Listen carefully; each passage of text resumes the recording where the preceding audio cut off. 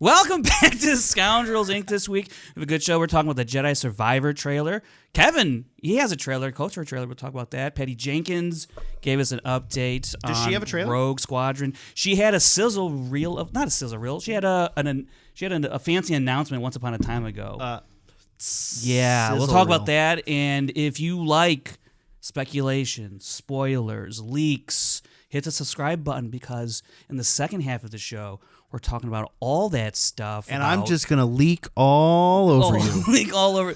We got a Skeleton Crew, Ahsoka stuff going on.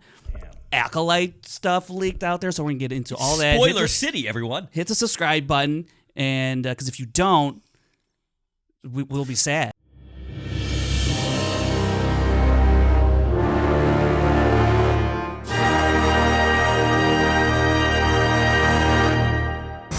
First on the docket, we got a docket. What have we been watching, listening, and playing? Yeah.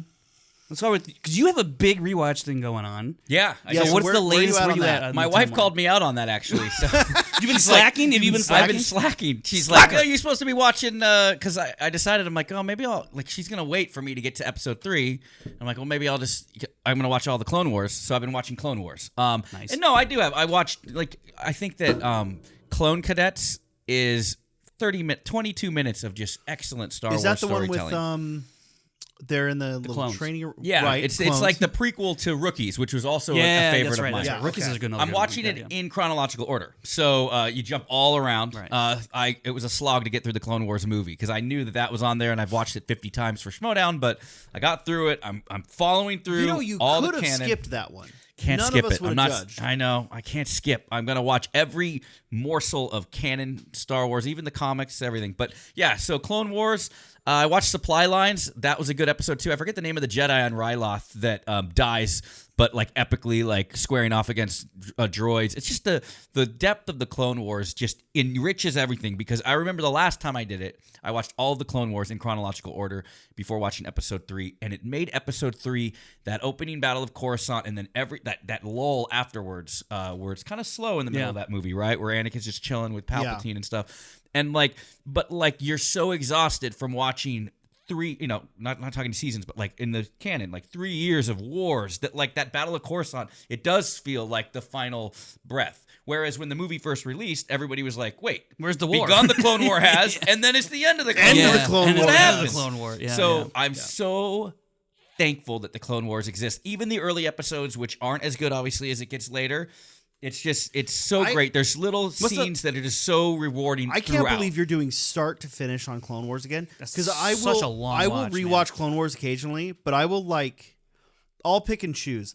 I think the Clone Wars really needs to be cut up into treat it less like a series start to finish, more like an anthology, right? Yeah. I'll go, hey, totally. And maybe I talked about this on the show already. Interesting idea. But hey, I want to watch all the Night Sister stuff, and I'll watch all the Night Sister stuff in chronological, or I want to watch all the Mandalorian stuff, or I want to see the Clovis arcs, or whatever. Which is why I wish Disney Plus would allow you to make custom playlists because then I could put together arcs and episodes together and make a movie-ish type. And I wish all the streaming services would do that in some. When are you going to make all of the Clone Wars series into one giant movie for me? Well, you know what, Frank? You know what you can do, and I'm not suggesting you do this. Maybe I'll do this because I've had some people tell me they want to get into Clone Wars, but they don't know how or where. And I honestly think my method is the way to go. Okay, what you got? The one I just said that you split it into. I mean, which where would you show? When would you show the Darkness on Burra arc? What do you consider that part of?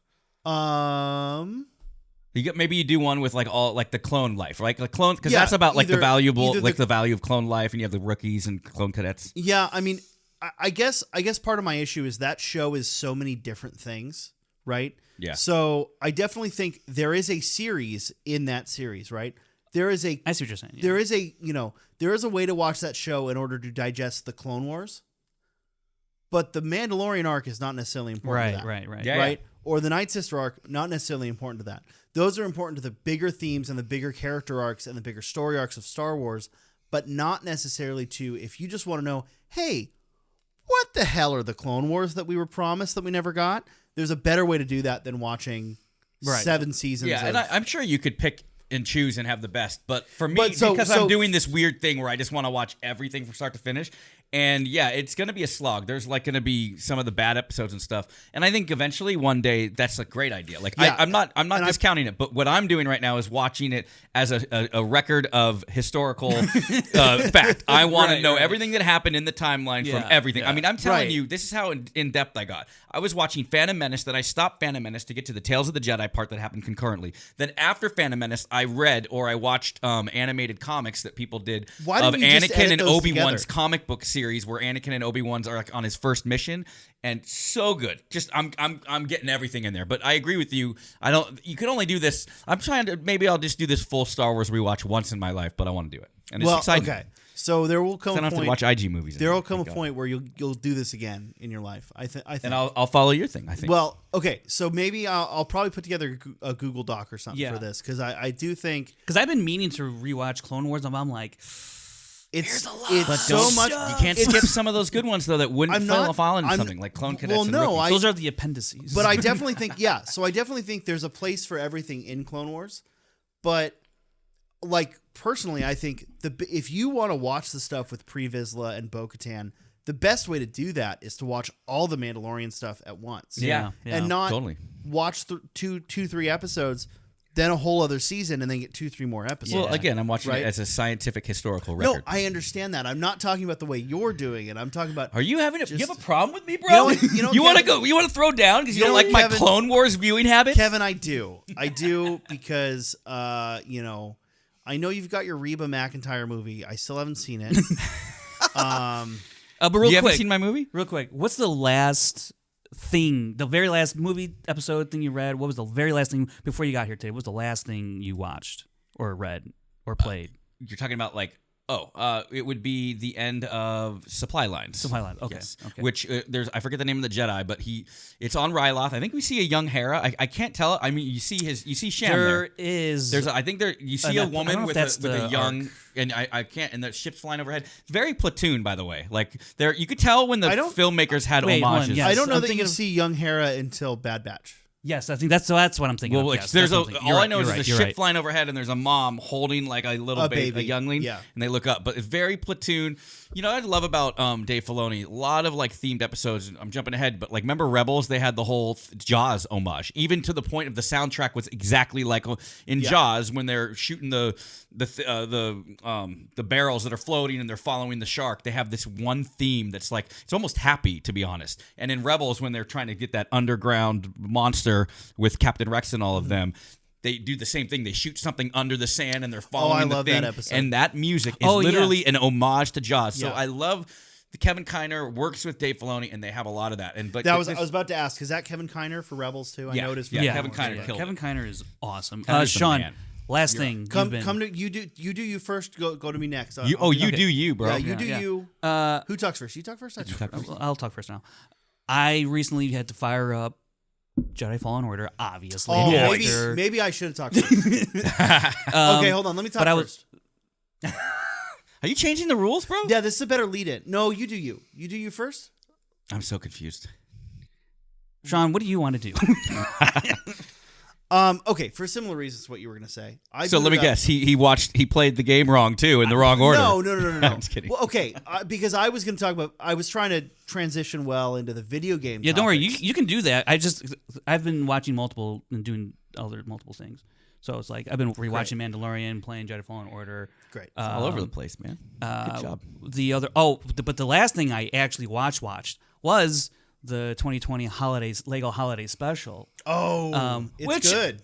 Look, it is such a good, fun time. Have you seen that? Is that where Rey goes back in time with all the... Oh, I haven't seen that yet. It is so fun. I'm going to watch it with the kiddo. Well, that's last in the timeline. It's the best. I mean, yeah. It's canon? It's post Skywalker. It's so... Rise of Skywalker, rather. It's so oddly canon. Well, I got to wait until I get through I got to wait like 4 years until I get there. You're going to have to. It's oddly canon and not canon at the same time. Yes. Yeah, you talk about what I watched. I'm just answering Kevin's question. Well, I could have. All right. Anyway, children. No. Sorry, what I was going to say is it's such a fun time, and my favorite thing about that holiday special was Darth Sidious, Emperor Palpatine in that holiday special. It's so fun and wacky, and somewhat robot chicken-ish. So it's such a good time. I cannot recommend it more if you have not watched it yet. Well, and You could, though. You only recommended it a little. You could recommend more. Okay. You just said I can't recommend it more, but you could. Okay. You could. I will tomorrow. Okay. I think it was last year. No, it was the year before last, I think. I did a back-to-back Lego Holiday Special and actual Holiday Special. Oh, see, I've never watched the holiday special. Oh, the actual we got to one. save that. All right. Never done that. Well, anyways, I did Lego Holiday Special last year. It oddly wraps up some of my issues with episode 9.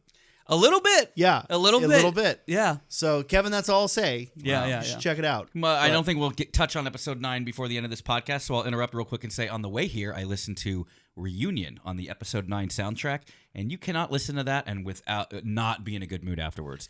Reunion is actually the music that's playing when everybody's hugging and everything. One of the soundtracks I have not listened to through thoroughly. Well, remember at the end of Rise of Skywalker, they're all landing back on the base. And they're all hugging I know the like song. that. Yeah, absolutely. And you even hear little Yoda's theme, and like it's a great so thing. Yeah. Great, goosebumps just thinking about it, dude. It's nowhere near as good as the episode 6 celebration. No, but it's a different kind of. Or even episode 1 celebrate. No, it's better than episode 1 celebration. You think so? Yeah. Well, hold on a second. The episode 1 celebration has the distinction of being Emperor Palpatine's theme. You know this, right? Oh, I did hear about this, where they throw it in there. You heard about it from Kevin. Was it probably? Yeah. That's the celebration, but it's same theme. It's great. That's awesome. Rose's theme that everybody hates. Rose, episode 8. Rose. Rose's theme is so good. It kind of reminds me of the Last Crusade soundtrack too. Yeah, a little bit. Yeah, a little bit. None of us here hate Rose, do we? I love the good. character. I'm really I thought sad they'd done her, dude. Yeah, they did her wrong in 9 when they really just did. threw her. They really with did. Rose, Well, they're like for all no of a- reason. all For of no a- reason. All of a sudden, you're in the friendship zone. Like he's like, "All right, we'll see you later." And, And she's then I got to stay and back. then who for the did plans. JJ bring? Speaking of the friends, who did he put in there? Greg Grunberg. No. And Dom. Yes. Yeah. That's all it should have been Rose. Why? Yeah, well, I mean, it's not like Dominic Monaghan does anything in that film either. But yeah, I mean, true, but all those other listen. whatever. Listen. Yeah. Rose saves Finn's life and says, "We do it for the ones we love," and then they kiss on the battlefield. Right before he literally saves his life. Well, and then and 2 years later, he's like, "All right, see you later." Now, if you read the Duel of the Fates script, it was a kiss of huge friendship, role. Kevin. If you read the novelization, it's a kiss of friendship On the lips? Is that why I saw you and Sean? Yeah, you that's guys exactly kissing why. on the lips. Frank and I were. Oh, Yeah. kiss of friendship. Okay. Kiss of friendship. We're French. Yeah. Friendship. Yeah. Oh God. So for similar reasons to you, so you played Fallen Order. I had to fire it up. I only played the first maybe 20 minutes. I so like you when started people from say the fire it beginning. up. Yeah, by the yeah, way. yeah. Okay. I had to fire it up, dude. Well, Yeah, I'm going to good for use you. the word. I'm going to use the word fire up because I even tweeted that I did. last night. You said it in the tweet. I fired it up too. Yeah. Fuck yeah. I stopped using. I stopped using Twitter. That's very good because that's the only way we get the word out on this show. Well, no, I still tweet out. Okay, I use Twitter for promotion, and occasionally, Yeah, it's like true. today, I went through and retweeted some funny stuff. I retweeted the Reba McEntire trailer. I gave a retweet to the short about Bigger Luke. Yeah. Well, because you Reba yeah. I gave. Well, you need to tag us in those. Well, I mean, For everyone the- has for what? access to the account. No, It's I not understand, but I'm not. I know saying- sometimes I do. Tag what? Yeah. But I'm not saying, and the reason I say that, not so that I want to be tagged. in it, Yeah. But so that I know To- you yes. posted it, so I Posted can it, yeah, retweet that's it. true. Tag That's what? true. When he posts the shorts on Twitter. Gotcha. All right, so I booted up last night. No, we're done with that. So we're moving on to the next part. All All right, so let's talk movie trailers. I fired up There's a word. Yes, fired up. I want to say it all day long. Star Wars Squadrons. Played some fleet battles on Frostar Haven last night. No joke. I have my PlayStation. I loaded it up, and have the I VR. realized that I have Squadrons. I bought it and downloaded it. I was probably on chemo, and I don't remember it. 'cause I No, was you fucked bought up. it when I was living with you. Oh, really? I thought. No, it wasn't out yet. Oh no, it Yeah. wasn't. But you did. But you played Anyways, on VR. I looked it up. I was on my app list, Yeah. and I already had it purchased. So I was like, all right, I downloaded it. So Yeah. I'll have to fire it up, and we'll have to do some missions together, dude. Yeah, you're on PC. Doesn't matter. Yeah, you Oh, can, you can really? link it Doesn't together. matter. Yeah. It doesn't I matter. finally figured it out. It doesn't matter. My issue is I will not play that game against real people. I don't want to play against you. I want to play with you, pal. Let's stop the Empire Right. together. Right, but there's no co-op campaign. So we can do we can fight against AI ships. But if we actually want to do multiplayer, it is people are so good at that game. Yeah. You don't even So, have a shot. That's why I'm afraid of playing Battlefront 2. I re-downloaded that, and I was like, just play the story. Just play the story. That's less of an issue. you inspired The me to problem play is that. Squadrons is so fucking hard. Yeah. I don't know. I have it. Yeah, I played it. It's so fucking hard. I played through the initial campaign. I was like, man, this is a the really... campaign's great. I can't play it yet. So the rules of my rewatch are I can only play games in He's my era. beholden. So I was playing episode 1 Racer during episode 1. So I think Oh my so God. now I have Republic Commando. That's the only game I'm allowed to play, and the Jango Fett game. So this takes Dude, place. Bounty Hunter? Great game. This would take place Great story. after You go to the moons of Bogdan and find out how he gets drafted by Dooku. I have to figure out where this takes place. Squadrons? Squadrons? Squadrons. That's a good question because I don't remember off the top of Because my head. I believe That'll let me know when I'm allowed to play it. Yeah, I believe it takes place right after. Well, they have the Starhawk. But question for you, and very important: when in the canon timeline does the Star Wars pinball game take place? Original trilogy, right? I feel like it is. I feel Well- like Luke's on the thing. Empire. That joke fell like a lead balloon. Yeah. No, it didn't. I just don't. I don't have enough. Because you say Star Wars pinball, I'm imagining that they've updated that a few times. Yeah, probably. To have. You were actually being a nice friend and trying to legitimately answer, where I was just trying to be. Well, yeah, and then jackass. you shot yourself in the foot too quick for me to give you a witty retort. Oh, that's what I like to do. Okay, it's on brand. I believe Squadrons takes place right before the Battlefront campaign. Okay. Well, no, because the Battlefront campaign starts at Jedi and ends at Jakku. Okay. I mean, Let's I can't. talk- I honestly, I have to take your word for it because Okay. I cannot Hey, remember. let's a talk thing. about it longer until we settle it. Well, Yeah. okay. Here's where I want to go. Sure. With all the hype of these Star Wars video games, Yeah. Kevin, Yeah. Star Wars video games, Yeah. thumbs up, thumbs down. Overall, currently, Overall. I think they're doing great. No, I mean, in the canon of Star Wars video games of all time, how do you feel that Star Wars has a majority good games or majority bad games? canon. Yeah. Wait, what's canon? No, sorry, I'm using canon in the loose sense, not the Gotcha, Star Wars. yeah. So in everything, the whole oeuvre, scope. So the oeuvre, all games. all games. I mean, you're saying you're all wrapping games. it. Look, you have Star Wars the arcade game, the Sega the big one that they You had, got and then you have the Yoda original stories. Yoda stories on your PC. I remember that. Yeah, oh my baby. god. But no, you're talking in the same realm. You have remember the Empire Strikes Back Atari game, which was like Defender, which was cool. And then of course you have like Knights of the Old Republic, which is great. You have Jedi Jedi Outcast, Jedi Outcast, and then Jedi Academy, Dark Forces. There's only a few clunkers in there. So I'm happy with it overall. I don't like. And the Iden Versio storyline, especially because I read the tie-in novel. I forget the name of the novel before. Inferno? Was it Inferno? Inferno Squad. So great, and it made playing through that campaign mode even that So much much more enriching. So yeah, I think overall they get like a B plus. I mean, I wish we would have that open world underworld game that never released and stuff like that. Like that would be cool. But and I really wish they'd get their act together with the whole KOTOR remake and you know and get that to a new audience. So Sure. overall, what do you think? Well, because you grew up with them in the same way I did. Yeah. Right, Frank. I don't know. Super Star Wars on the Super Nintendo. Okay, How sick was you that? have to remember, you're like a couple little years older? older than I am. So that you were too young for that one. My first Star Wars game was Rogue Squadron on the N64. I'm out of here. 64. I'm too old. Jeez. No. That's not what I'm saying. I Right? just revealed the pillow. Yeah. And then you call it out. You I could've just revealed. left Of it. course, yeah. I'm sitting on a pillow. You know what? We're trying to make it all nice. You know, it's like it's the equivalent Also, of like, adjusting. actually, probably a lot more comfortable. Yeah, Oh, these yeah. these Dude. chairs. Okay, so let's talk about this. let's All talk right, about these okay. chairs. Let's talk about these chairs. We threw away a chair Yeah. because it was It had mold on it. Moldy. Yeah. It had mold on it. And I ask my friend Frank, Yeah. well, whose fucking chair?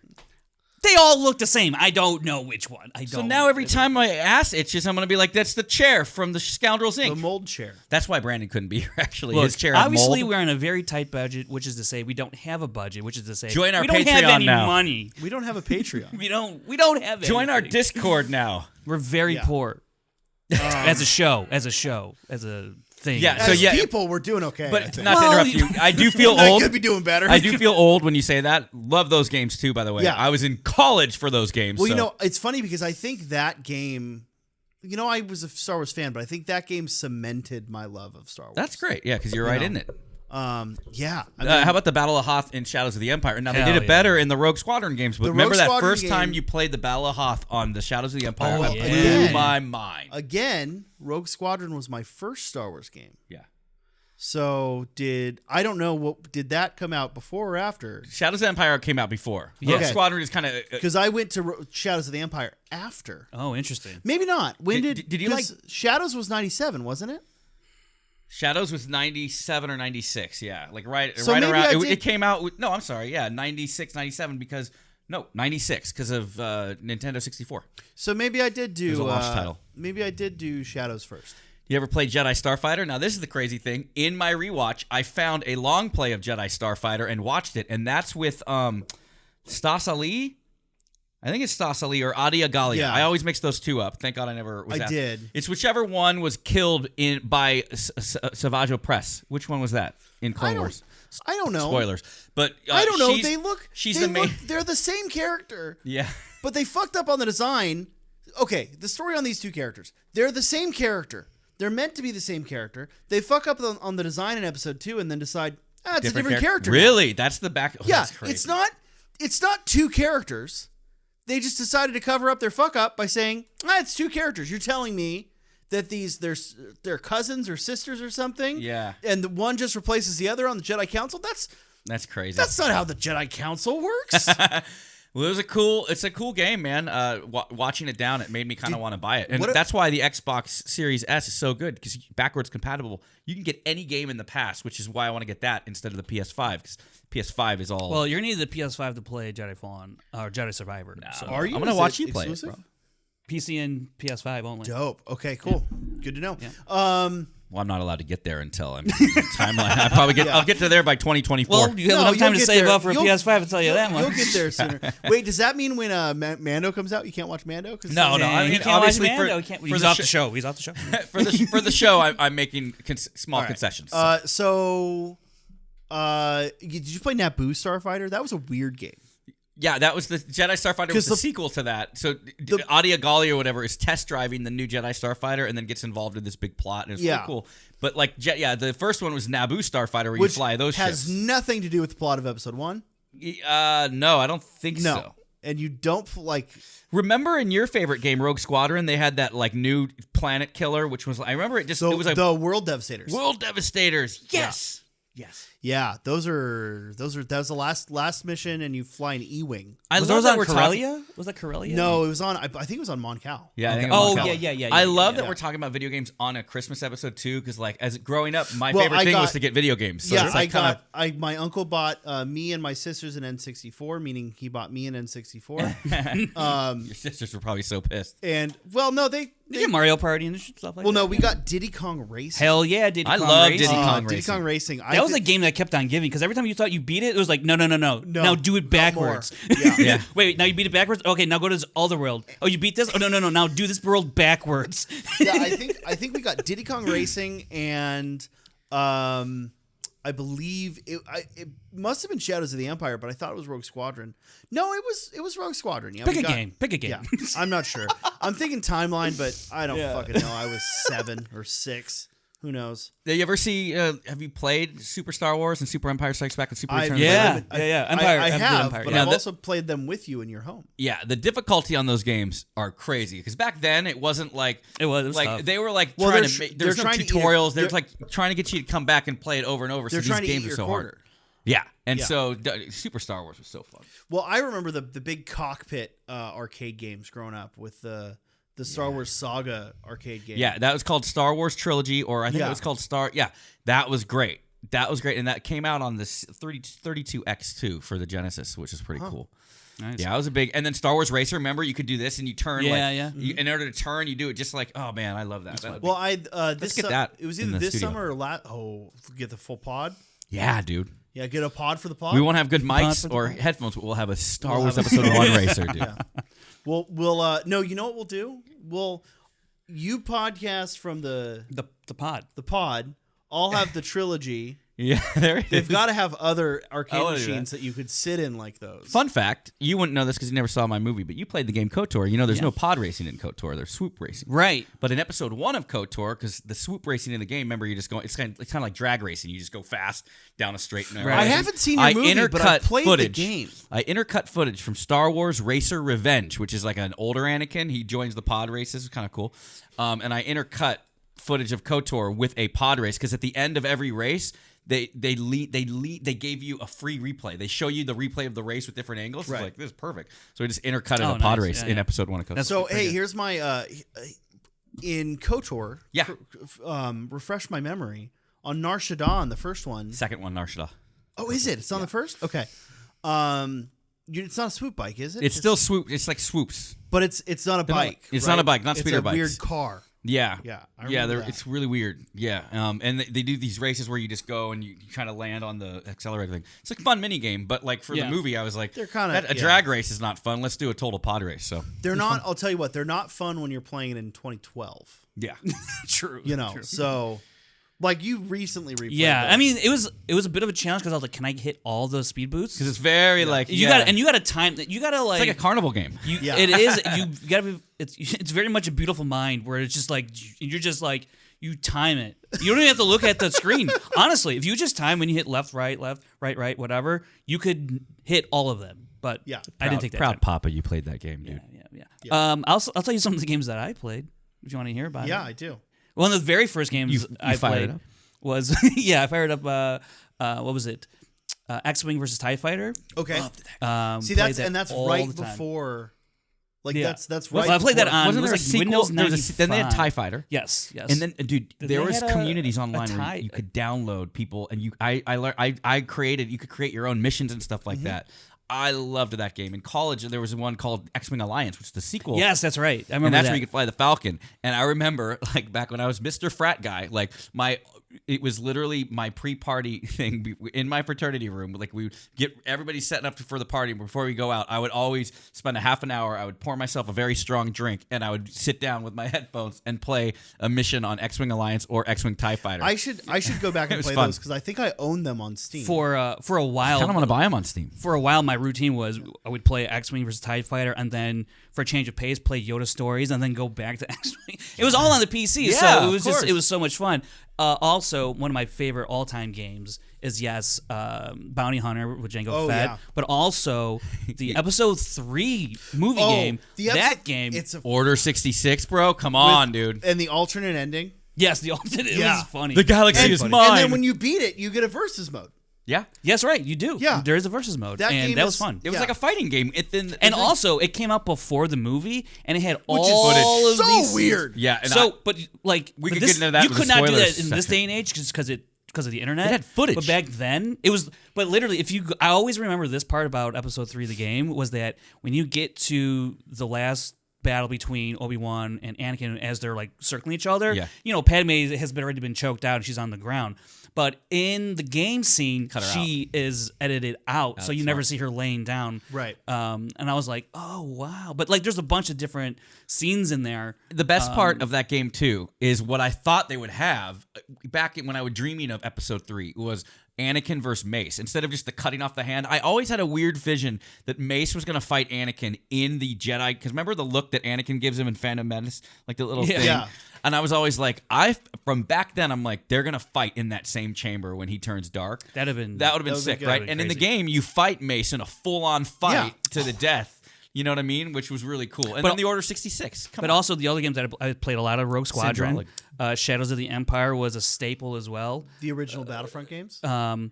Just the first one, actually. Okay. Remember the Battle of Naboo in the first one where you could be a droid and ride on the little staff? Yes. But Battlefront 2... Can we stop the show and go play video games? I don't think I played Battlefront. The original Battlefront 2. Yeah, Battlefront 2 is awesome. Not the Iden Versio. That's the one I'm talking about, by the way. So that game has one of the best storylines because you play as a 501st Trooper. Yeah, and there's and you go through the entirety of the 6 movies as this 501st Trooper. Yeah, I never at played first that one. as a clone trooper, and then later as a stormtrooper, right? Yeah.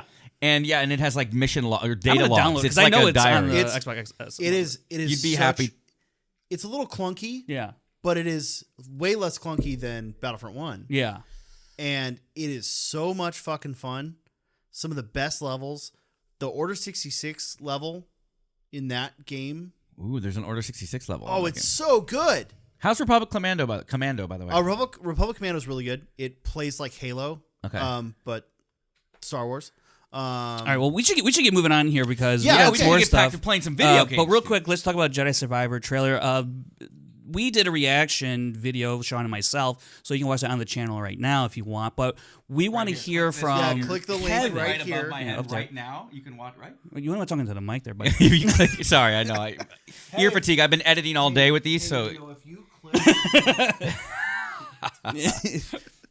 I know. Yeah, but Forgot about Kevin, you watched the trailer. You watched the walkthrough for the first game. What are your thoughts know on the trailer? Gaming purists hate that I did that. No. I also watched the walkthrough of Bounty Hunter. That's just a good story, too. Great Good story. story. You see Yeah, the Moons of Bogdan when Dooku recruits Django. Yeah.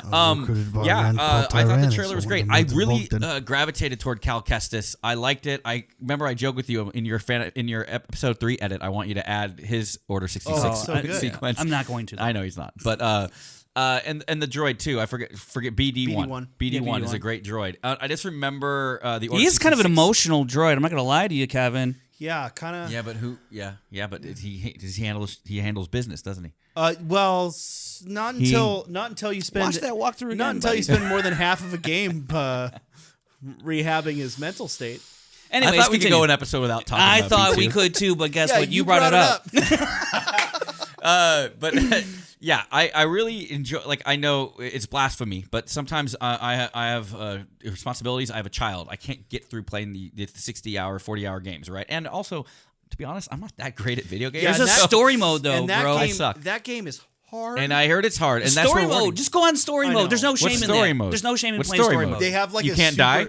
Well, I mean, you can, but it takes really, really but hard They to have a die. really easy mode. Oh, yeah, wow. it's like you slash a stormtrooper with one hit and they're dead, and it's really that's why I play it on replays just because I want to go through the story. I'll throw on story mode and just blaze through it so I can play the yeah. story. That's But funny I 'cause remember- always go harder every time I Do you? play it. But I mean, I like the character. I remember that character as an actor from the Gotham show, wasn't he on Gotham? Yeah, he He was played- so good. Yeah. So I'm really now I feel like we're at a level now. If he survives that second game, that if we see him live action, they better use him. And God, I would absolutely geek will. the hell out when we see him finally in a live action. that was the rumor that one Christian Harlow floated out there months ago. He got it from a source that there was in the works of a Jedi Fallen Order / Cal Kestis live action, or that he might make an appearance in live action. go Okay, Ahsoka an, show. an appearance Yeah. I don't doubt. He doesn't need a show, but like if he showed up in an Ahsoka movie, I don't really want a show for him. I want him Yeah, to like cameo, remain. Well, no, I want him to remain a game character. Like I want him to, because that's his world, right? Like he lives. Right. tell that there. to the actor. Like, we're trying to take food off his plate, bro. I'm sure he's eating just fine. I'm sure buddy. he's- You're Okay. anti Ashley So- Eckstein too. So reprising. did you guys didn't watch the Game Awards? No. Okay, No. so I watched. Did you watch my trailer too, or just the Game Awards? You know what? See There what was I a did lot there? of there was a lot of trailers at. It's funny. The Game Awards, if you don't know what it is, it's put on by this guy named Jeff Keighley. It's his own thing. It's like the Oscars for video games, but it's like literally one guy puts it together. Okay. He has a company behind him, whatever. But the joke is that it's really should be called the game trailers because most of it trailer. is just game trailers, and then they'll go, and the winner for this is this, and the winner for this is that, and the winner of that, and then they'll be like, Did anyone get slapped this year? okay, That's what so- they need to really so get some press. Couple the couple Ubisoft weird, guy gets slapped in the face by the couple God of weird War things. So Christopher Judge, you know who Christopher Judge is? He plays Teal'c in Stargate. guy. Okay. No idea. who- Continue. He plays Kratos Okay. in the God of War game. Oh, I know that So guy. he won Best Actor in a video game. Wow. For And then for God Kanye of jumped War. on stage and No, said, "I'm sorry." who- That's what Hollywood actor gave him the award? Keanu Reeves. I don't know. Keanu Reeves. Who's your guess? Hollywood actor. it's relating Henry Cavill. Sylvester. No. Sorry. Even worse. Al Pacino. What? No way. Al Pacino, and he comes out. Big gamer, huh? No, he says, "I've never played a video game, but my kids did." Ooh-ah. No way. And then he's like, Come on. You're "I joking. can't read the teleprompter. Is this for real? Don't have my glass." It's how is for this not real. I viral? will never miss the It Game is Awards again. For real. It's for All right, real. I'm gonna watch that after the show. And We're then done here. fucking. It was there's Pedro Pascal was there. Pedro, yeah. Him and the new Ellie actress. Oh, for the show. Yes, okay. And then Ashley Johnson and Troy Baker, who play Ellie and Joel in the game. Yeah. They came out to present an award. This kind of seems like a big deal. Is it online? You could watch somewhere? Yeah. Well, that's the only place it airs is YouTube. YouTube and Twitch. It's in its entirety. On in YouTube. its entirety on YouTube. It's really cool. Check that out. And lots of cool game trailers. If you're into that. New Final Fantasy, new Diablo, new all kinds of stuff. But yeah, I tried to get my KOTOR trailer on there, and they were like, "Bro, that's from a 2003 well, game."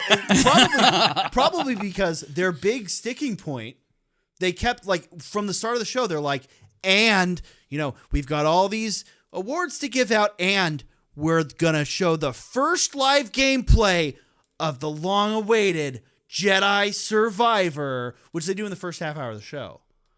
So after that, they stopped bringing it up. But in the trailer, they keep pumping it up. That's funny. And then on stage, they have this thing that rolls up and down that they put the orchestra behind. And then that rolls up, and you just see smoke and blue light and a Bacta tank. Yeah, the dude in the tube. The dude. I did see that. Who's the dude? I did see that version. Who's the dude in the tube? I don't know. Is it? So it's not. So this is not connected from the first game. No, This guy is not. I had seen a theory Uh-huh. from a person named Theory Star Wars Theory. good. that it was a character. He was thinking that it could be a High Republic character. Yeah, because of the robes. A lot of people were saying Yeah. that based on how Why he is was he dressed in turned that bad though? initial It looks scene. like Cal releases him. Like, bro. Well, you're Cal welcome. probably thinks he's a good guy. Yeah, and then he. So, but my point is, Cameron. Maybe he was a Dark Jedi that was like thrown in a freeze because he was a bad guy back in the High Republic. He says, let's. Yeah. I want to. Yeah, let's actually talk about the trailer. I want to jump on the Cameron Monaghan thing. Yeah. Oh, yeah. Cameron Monaghan will take any opportunity to come out and swing a lightsaber. Hell yeah. Because after Why the wouldn't you? after the trailer, Came out there. after the trailer, it's all dark and you just see the blue ignite. Does he do some moves? Yeah, and he's swinging. So his, so he's training is what he's getting ready. for perhaps a live action ready. appearance. So I got a quick side Okay. note. I always forget that this happened until my friend Eric Von Doimy used to do stunt work, and I got invited. Remember the Old Republic MMO came out, Yeah. and they had those trailers with all the Sith fighting. Yeah. I completely forgot about this when I came back from Austin. Like my first month, I was just shell shocked being back in LA, and it was nice. And I got invited to the set. And I watched them do the mocap for that? mocap. Oh, that's cool. for- That's very cool. And that was Those very are cool. those trailers are bitchin' trailers. Those are Amazing fun to watch. trailers, There's I yeah. think someone put a compilation. There's 30 minutes worth Yeah. of footage. I now I got of all talked that. off a ledge. I tried to edit those into my KOTOR movies, but my friends were like, it won't work. Like I was like, oh, I think I could cheat this thing. They're like, don't even try it. the graphical the graphical way too disc, different. it's too jarring. Yeah. I think actually one came out 6 or 7 months ago. Like another one. Yeah. Oh So, yeah. They There's still pump them out. Oh yeah. so Cha-ching. good. Yeah, it was so Really good. cool watching that mocap in work, but that's why I bring that up because you're talking about. I bet you that they had him do. I mean, not all of the Oh, crazy 100%. stunts, No, but there is Yeah, behind the there scene is. footage of him doing all that stuff. Yeah. Respect So- to him. He needs to be live action. So let's talk about. You have questions about Tube Boy. Yeah, Tube Boy is not in the first game. one.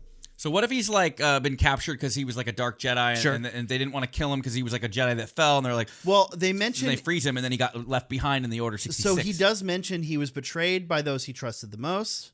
He was left behind. So I think that Ooh, I'm so excited. When I does it come think out? it comes up St. Patrick's Day. Cool. That's so, what you talked about on your 17th. because redheaded Jedi, St. Right. Patrick's Day. Obviously. That's funny. You know, Way to makes go. sense. Mm-hmm. So yeah, I think he's probably a High Republic Jedi, and which brings us to a topic we're going to talk about later.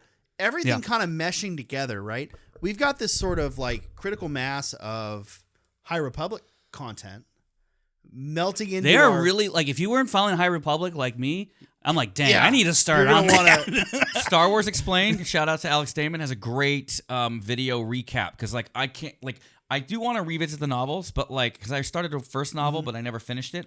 There That are a one's couple really recaps that really in depthly, and you have to be honest, it's so dense. You have to watch them almost more than once. Or I watched the Star Wars Explained one, and then I saw someone else that Well, there are show all the High comics Republic and has the novels. so many characters. Yeah, so many. I but mean- some of them are really cool looking. Oh yeah, But, like it's Stellan Geos. To me, Are you into it? Are you in depth? Is the okay, plant no. race thing cool or no? That's the only thing that it was like, ooh, that's kind of weird.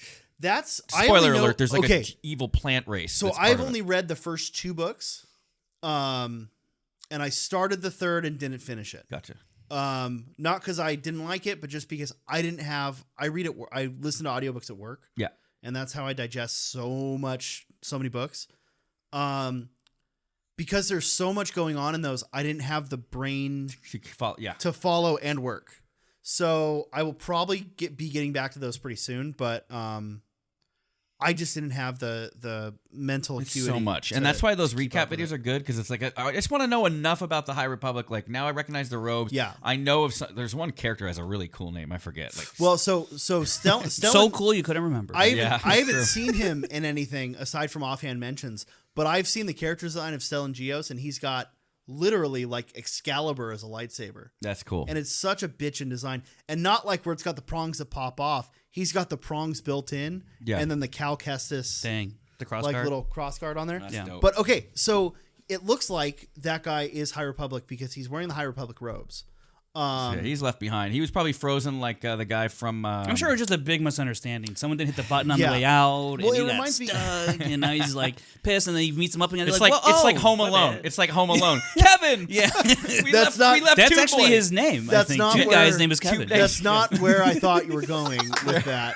I think I said this last episode, and I definitely said it in the review, in our reaction. He reminds me of Joris Sibios. Yeah. Sibios, whatever. However you pronounce that stupid fucking name. Yeah. From Heir to the Empire.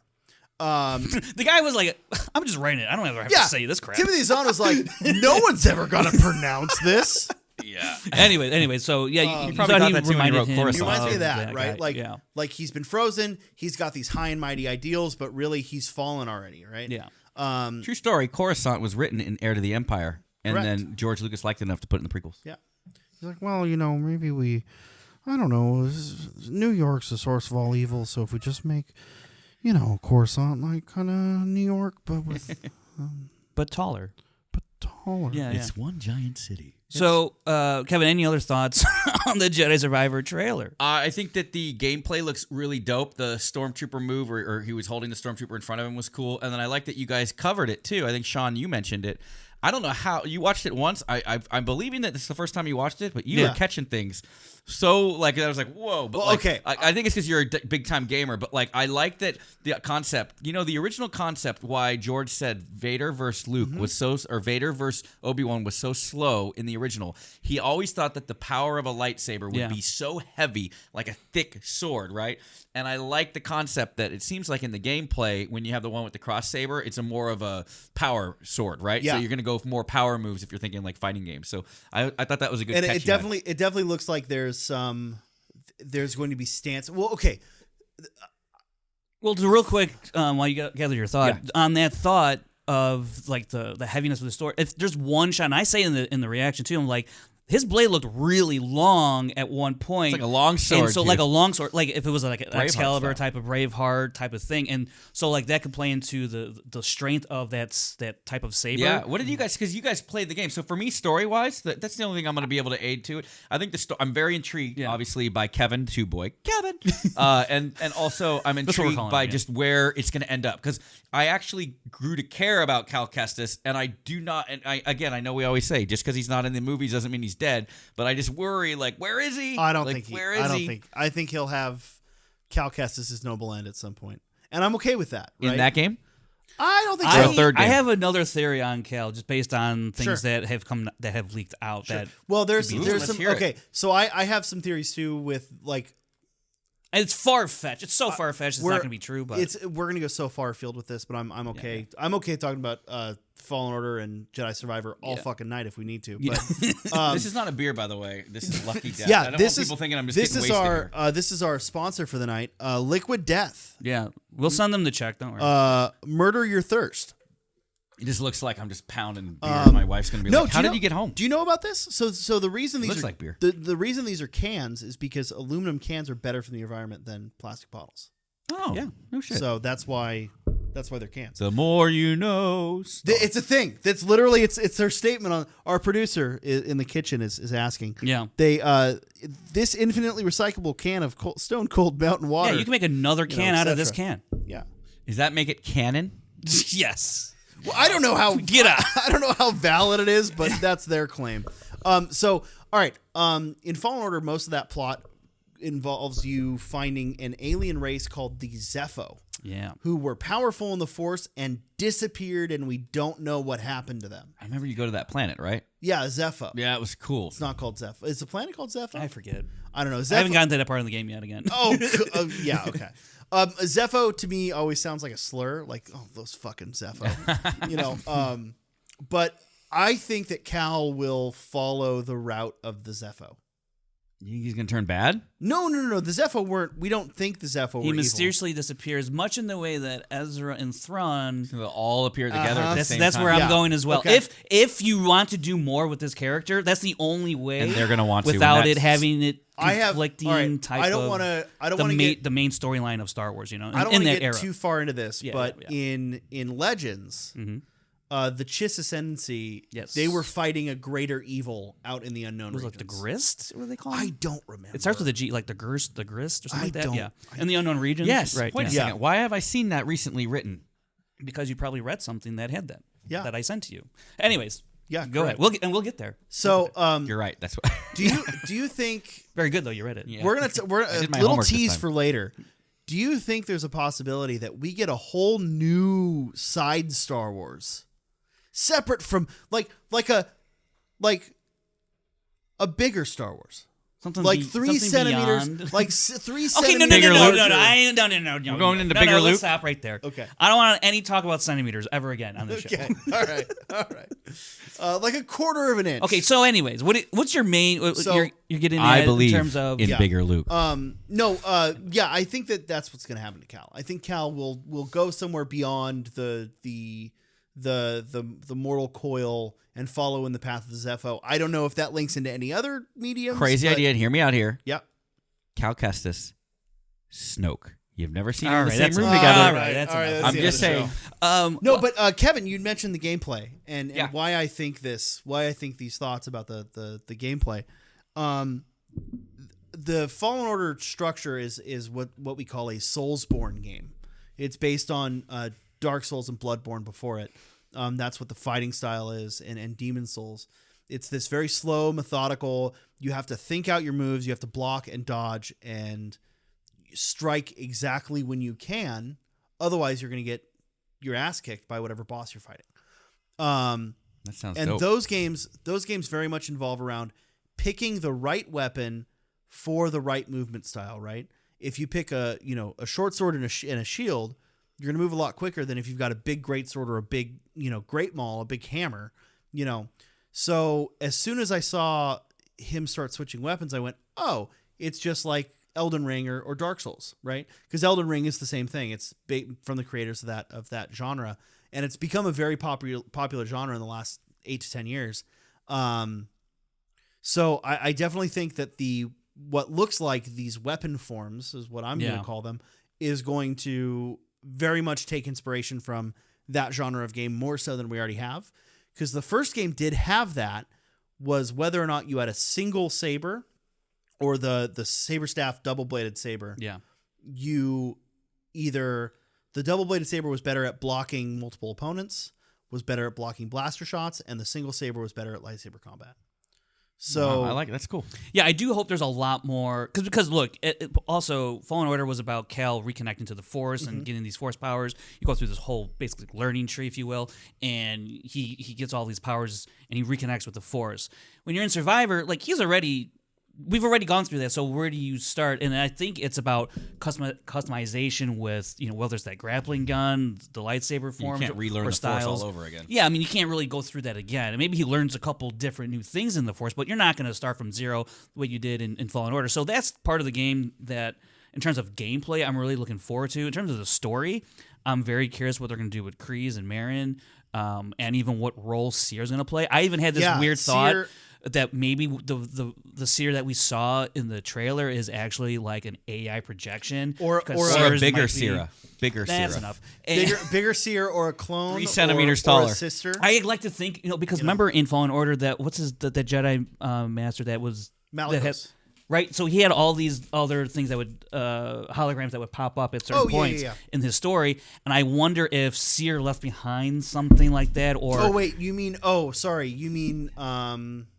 What was? Yeah, no, the guy, not the master, but he's played by Master Braytak from Stargate. I forget his name, but BD1's original owner. Yeah, and I think what if Sierra's like that for Cal? Like, what if it's like a really dark time for Cal? I said it in our reaction. Yeah, you did. You did. But I'm really looking forward to see what they do with the story, because he has a very interesting story that kind of somewhat resembles Kanan, except without a rebel cell. In terms of like on the run. You mean Cal does? Yeah, and, Cal, and accepting, and sort of accepting being a Jedi to do something else. Right. Although it happens real quick in Fallen Order. Oh, sure. I mean, yeah, which is fine because it's a game. You got to get into it. You don't have X amount of episodes to explore all that stuff. So, really looking forward to the game. Again, if you haven't seen our initial trailer reaction that Sean and I did. Link in the description. You can find on the channel. A lot of good insights there.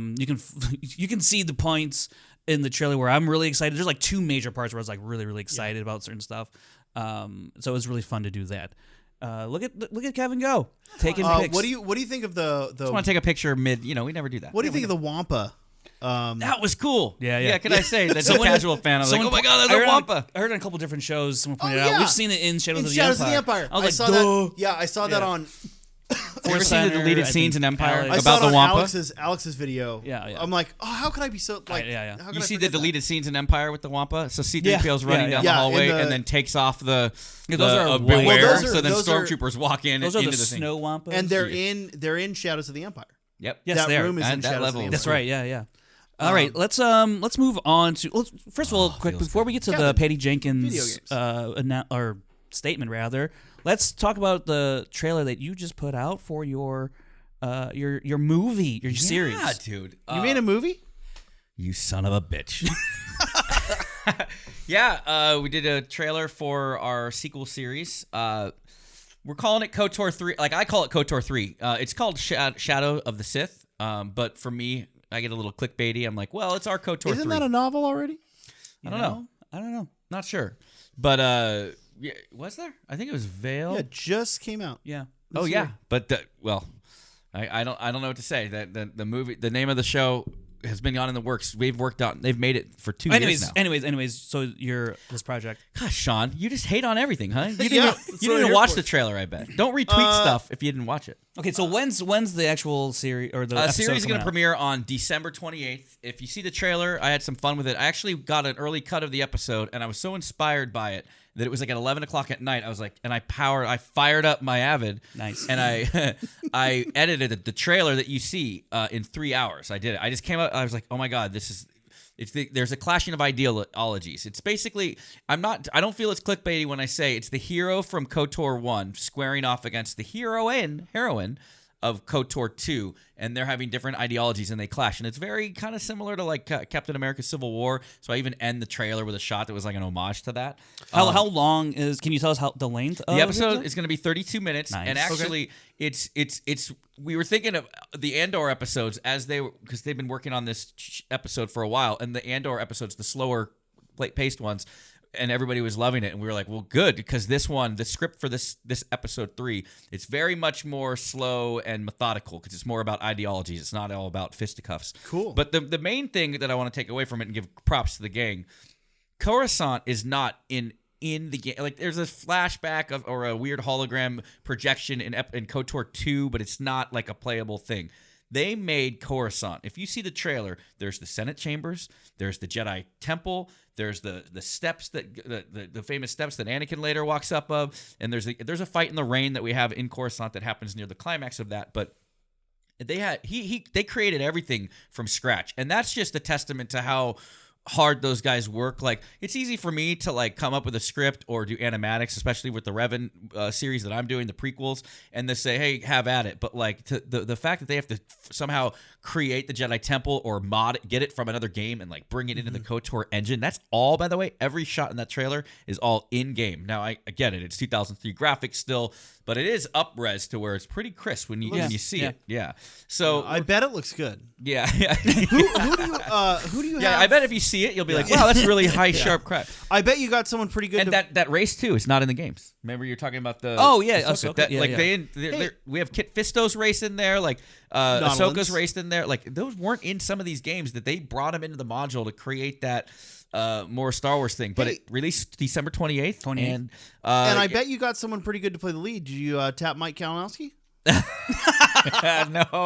Nope, you got me. And I'm gonna give it all to them. Like this is all written by Greg Mitchell, who's actually written for Sci-Fi Channel before. He wrote movies and he's written novels, sci-fi novels. He wrote this script along with Brandon Twigg, this sequel series. Oh, wow. I had like the general idea of like the ideologies between Revan and Mitra if they ever had a sequel game. But really, all the credit is to them. They wrote this story.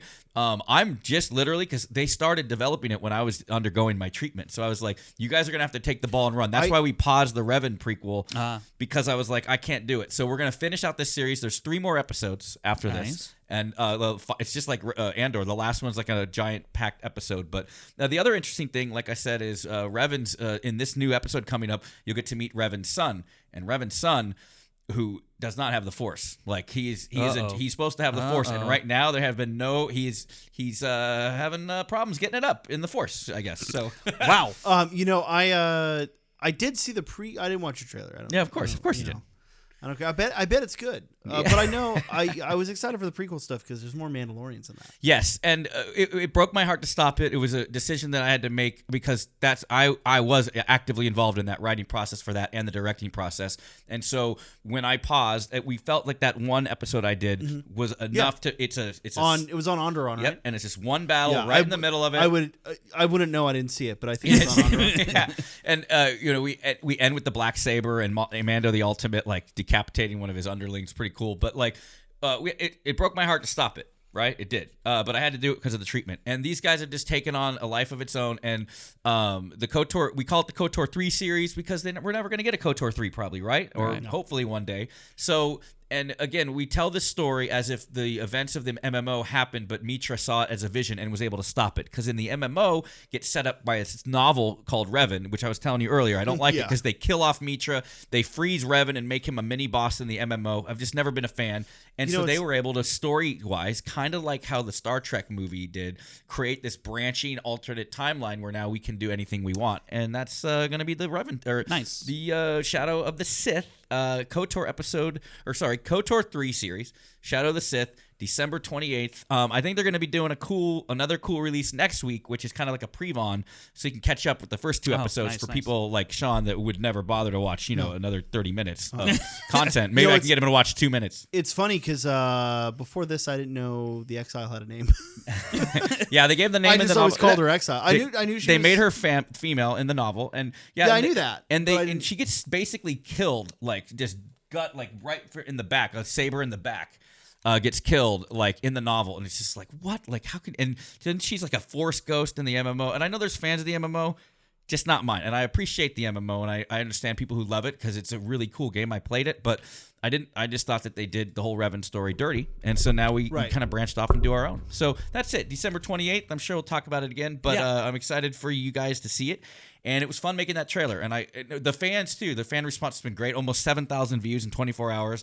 And the crazy thing is it's usually when we do a release, it's like hot at first, and then it kind of trails off. And I just checked the analytics before I got here, and it's like consistent. Like every hour, it's just more and more people are discovering it. I see it's coming from the browse and suggested. So I don't think it's going to go viral. It never will. Something like that, a 2003 game. But the fans that are discovering it are loving it, and then fans that are all of a sudden like, oh my God, you guys are still doing this? I remember you from 2000. I was a kid when you started this.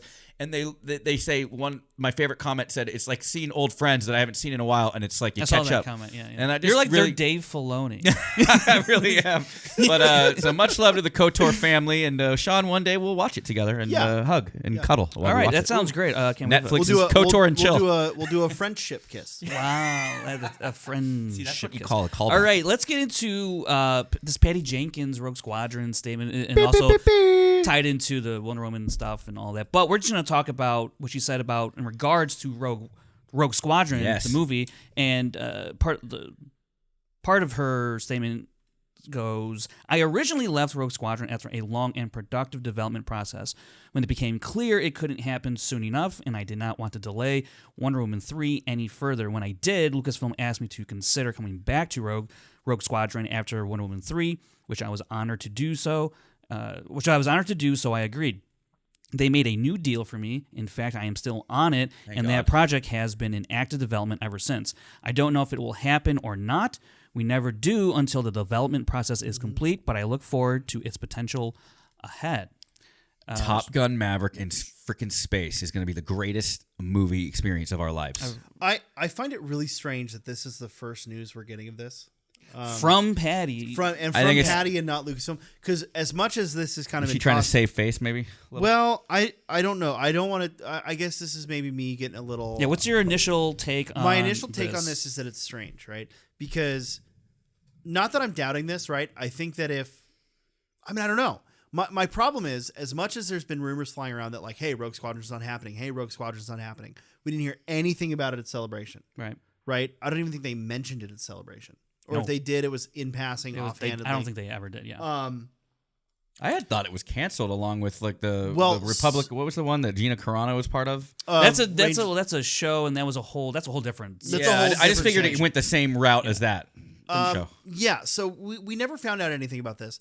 I would have thought that with all of the rumors flying around, with all of the like speculation that hey, this isn't happening, that someone from Lucasfilm would have been like, hey, this is still in development, right?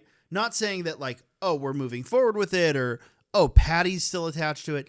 You didn't have to say any of that. You could have literally just said, this is still in development. And it would have given, because there was a lot of pessimism around Celebration towards Star Wars movies specifically, right? We got nothing for Star Wars cinema, which is fine. None of us need it. We're happy with TV. We're happy with the games. We're happy with the books. I still want it, but I wasn't looking for that. Yeah. But it's not, it's not important whether or not that's there to me, right? It doesn't change my love of Star Wars or my faith in Lucasfilm or any of that. But I think it would have been positive for them to just have a statement. So it's a little weird to me that this is coming from Patty with no backing or comment or anything from Lucasfilm. It's just like, hey, I'm not doing Wonder Woman 3 anymore. I'm still doing Rogue Squadron, though. Don't worry. Almost like, and I'm not, because I am probably one of the few people that like Wonder Woman 84. I have yet to view it. Okay, a lot of people don't like it. That's what I heard, but I'm one of the few. I'll watch it one day. I'm one of the few people that like Wonder Woman 84. So I'm not saying like I need this to have faith in Patty as a filmmaker, but I think that it's almost like a very skeptical corner of my mind says this is Patty saying, I'm still relevant. Don't forget about me, despite not having this movie. I'll settle. I'll make you feel better about it. First of all, it bumps me out when a filmmaker, has one stumble and then everyone go. Yeah, like Trevorrow with Book of Eli, I think. Yeah. Sure. Right, and now he lost Duel of the Fates. I know that Carrie Fisher's passing kind of led into that too. But if you read the Duel of the Fates, it's such a great script, and I like The Rise of Skywalker. I'm just saying, I imagine the heartbreak of Trevorrow when he had to get let go of that. I don't think Patty Jenkins would have any gall or nerve to do if she thought that she was in jeopardy. I think that she was okay. I don't think she called and got the okay, but I think she was so confident in the story or in her meetings with Lucasfilm, she probably signed a new deal that she's like, I'm allowed to say this. Like, you know what I mean? I don't think that she's just trying to say like, hey, don't forget about me, because I think Lucasfilm by now would have been like, wait, what are you saying? No, you're wrong. They did have enough confidence in her to release that initial stinger, right? with her on the tarmac. That was so cool. Yeah. Like, it was really cool announcement. Top Gun room. Like, so I have no faith. I have no faith that I have no doubt that if this movie does happen, that it's going to be bonkers. It's going to be bitching, right? Like, let's fan cast it real quick. So who you got? Hold on. Well, yeah. So let me just say, when I read this, I was like, okay, cool. It's still in development, so it's not dead. This Rogue Squadron is kind of following the Rian Johnson trilogy that has not been announced that it's been canceled, and then now it might be a show. So for all we know, that is, I don't know. I know Rian Johnson commented on it like a while ago. He said something about it. His exact words. No, recently he talked about it during Knives but Out. I forget his exact words. But this And if that's still in development in whatever form or whatever stage that is, it seems like Rogue Squadron is kind of in, maybe it's like a development limbo of sorts. While she's still attached to the project, it hasn't officially been taken off her plate. So I don't know that she will be the one to make this movie, but it at least says to me that Lucasfilm still wants to make a Rogue Squadron movie. Whether Patty Jenkins does it or not remains to be seen. I don't know who's going to write that movie. I don't know where in development that is. But the only thing I will take away from this is that I'm not expecting it anytime soon. No. And I would like to think that Lucasfilm would like to make this movie. And I think they're probably, with all the reconfiguring they're doing with their shows and all the other directors they're meeting with, they're probably trying to figure out where this type of story should go now, whereas opposed to maybe the initial thought was put it here, but and would it tie in and with what the it might tie shows into and what they want to do with it. So that could all be happening. I don't know, but the way I read it as a fan who reads that part of their statement says that it's not dead yet, so there is a little bit of hope, even if it's just a little bit. It's still there, and which I hope there. What?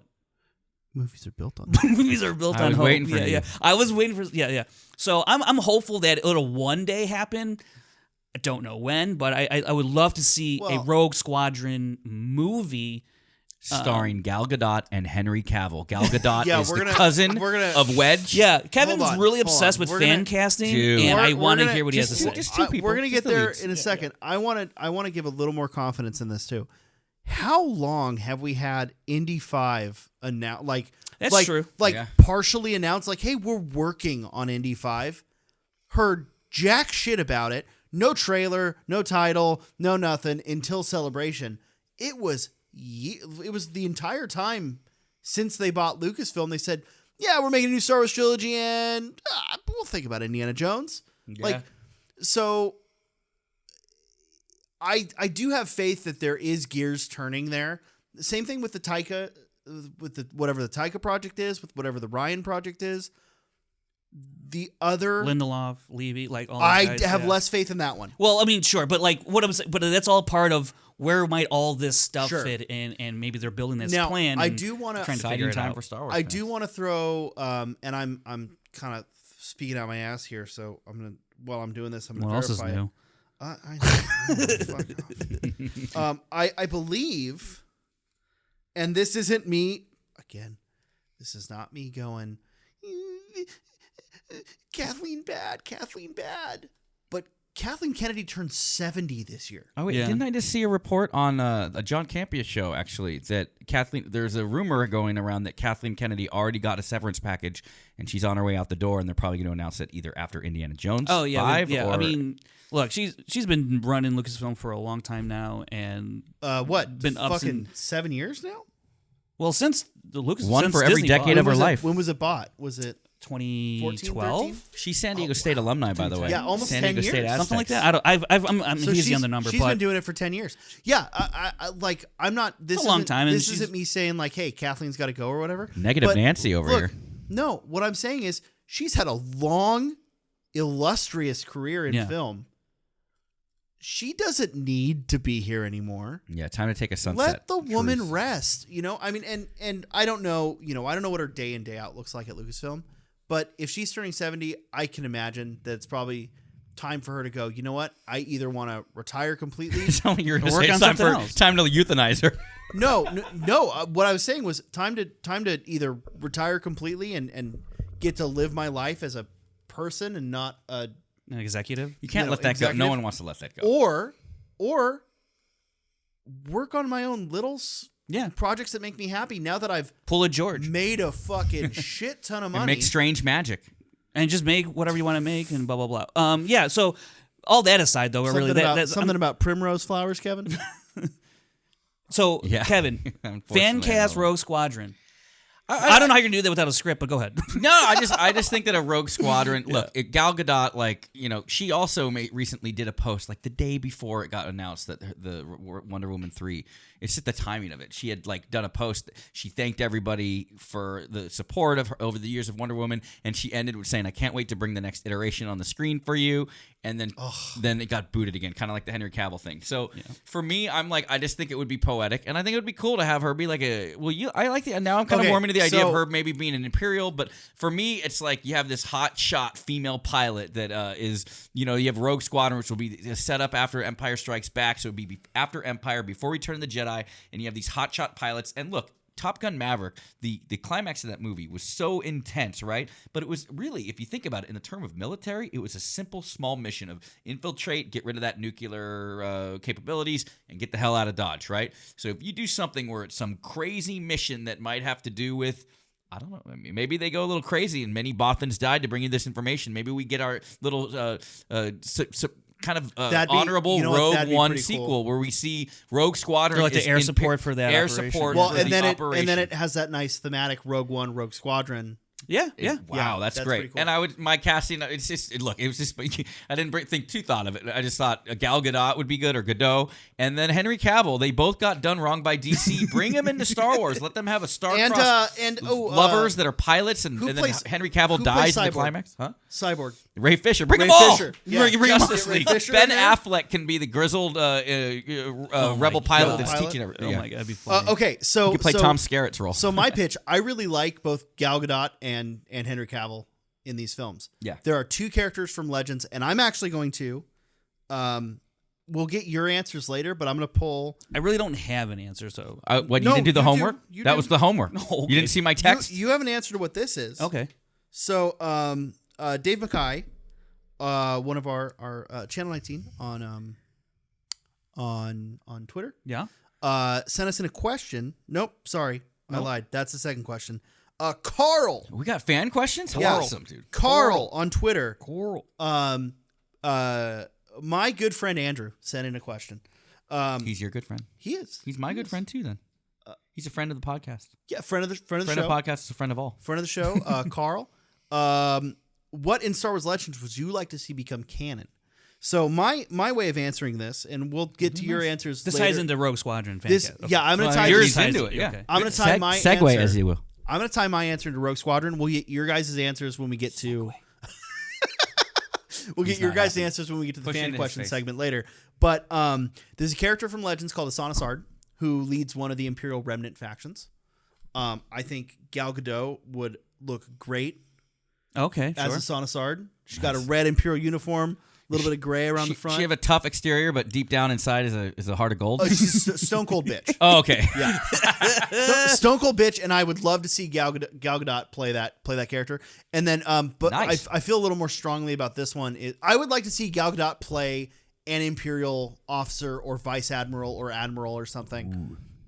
And I think she would tear up that role. And or a Moff. Is it a Moffett if you're a female? No, it would still be a Moff. Graham Moffett. Come on, Moffett. It would still be a Moff. But I think she would tear up that role.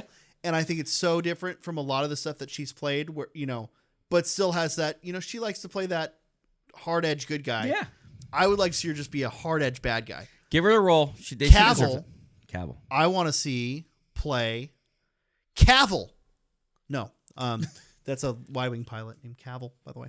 I want to see him play Soontir Fel, who is who is the Red Baron of the Imperials, basically.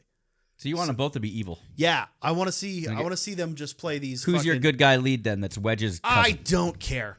I don't. A young guy Wedge. I don't. Or depending on when it's set, I'd love to see like a young guy Temmin.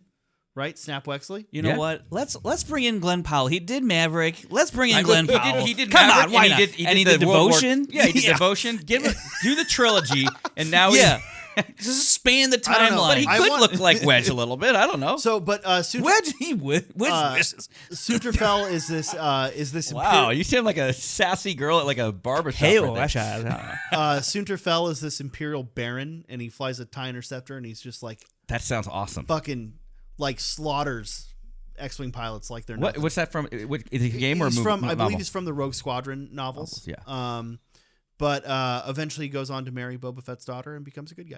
See, so there's so many stories. You don't have any fan casting because you don't. Well, really care. I will just comment real quick. I would love to see Gal Gadot and Henry Cavill in Star Wars. I would love to see Henry Cavill as a Jedi, just because he's a big dude. I want to see a big burly dude be a Jedi. Just well, no, you know who needs that? Whooping on people. You know who needs that would just seem awesome to me. Then I got the guy for you. So we're gonna keep him as the Red Baron, and we're gonna have we don't want Jedi in the Rogue Squadron movie, but for your badass Jedi, maybe. The Rock, dude. So, the Rock needs to go to a galaxy far, far away. Absolutely with not. the people's elbow and the people's lightsaber, and he could stick this lightsaber up your candy ass. If we get The Rock in Star Wars, I want him playing some off-role like Simon Pegg. He's gonna be in full prosthetic. I want him to play. You know who I want him to play? I want The Rock to play HK-47. That would be great. I don't want him physically Voicing there. it. Yeah. Who would you want The Rock to play? No, it doesn't matter who you want The Rock to play. I answered you anyway. I fucking knew that was coming. No, okay. So let's tie this. Let's tie this back to Obi-Wan. Okay. Obi-Wan mentions Corran Horn. Yeah. And we didn't have a show. I was gonna say we talked about this. I was like, we didn't have a show. Like, sure, okay. So Obi-Wan mentions Corran Horn. Corran Horn, right? Or is it the little boy? He's the little boy, and he goes on to be the leader of Rogue Squadron after Wedge. Dope. So, or a member of Rogue Squadron. I don't know. I haven't read the books. Looks like a little Henry Cavill. Fucking don't crucify me, but he becomes one of Luke's Jedi Praxium, and he joins Rogue Squadron. So, be kind of cool if that's our tie-in, and he's going to be our lead, right? So you never know. That'd be pretty cool. But again, we don't know when this is set. My gut tells me that. Well, we're fan casting it, so you said whenever you want to set it. Yeah, do you go post episode 7 or do you go after Empire before Return? I know. I want it to be in the same niche as Mando and Ahsoka and all that. Here's why I would rather post because Return. I want this to be Rogue Squadron fighting Thrawn. I think would be. I love that idea, but here let me have my idea of why I would like it set during the original trilogy. What did Andor do for us with stormtroopers?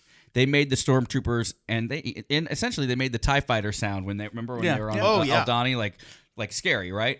I really want, and I know that the movies, they're all glorified. It's like I'm not taking away from the Battle of Yavin or any of the battle scenes in the original trilogy, but to make a run and gun like epic Rogue Squadron where you see how crazy it is in the cockpit with new filmmaking techniques in the original trilogy, I think would do what Andor did for stormtroopers and TIE fighters and maybe give a little more weight to the X-Wing battles. But if you set that during, the 10 years after Return of the Jedi, it's still TIE fighters. It's still TIE interceptors. Yeah. And in fact, wait, when does Jakku take place? Why don't we make that? Rogue. So that's the thing. Rogue Squadrons end with the battle. And we can bring in Iden Versio. The problem is Jakku's already been covered pretty heavily. True. So I mean, not super heavily, but we've had a couple. But not like super mainstream. No, but we've had a couple things touch on Jakku to where I think that they would want to stray away from that, in order to not, ruffle too many cannon feathers. But that would be cool. And you could, we talked about off air. We talked about how, Top Gun's a really small mission. It's not something big. So it could be some small mission part of Battle of Jakku, because we've already seen the Battle of Jakku from a couple different angles. Yeah. So we could just see it from another angle with Rogue Squadron. But I don't think so, because if I remember correctly, I think Temmin and Wedge were at the Battle of Jakku, and we've already seen it from their point of view. So I don't know. All right. Well, but real quick, if we're setting it in that 10 years after, it's still the same ships, Right. So we could still show the how scary TIE fighters are, and maybe even more so because these are desperate Imperials. Yeah. These are like the fanatical Imperials. What happens to an animal left when over? It's cornered, right? It's more vicious and more dangerous. Yeah. All right. A lot of good thoughts. All right, let's move on to spoilers, speculation, and rumors. We need to preface this heavily by this is all just rumors and speculation, obviously. So I want to real quick. Yeah. If you don't want us talking about any set pictures, anything, we're going to talk about 3 set pictures and what is included in those 3 set pictures. I know at least 1 or 2 of our fans, I saw them in another chat room, and they were a little shocked by talking about some set pictures. I'm going to give you a warning when we get there. You're going to do a spoiler thing on the post?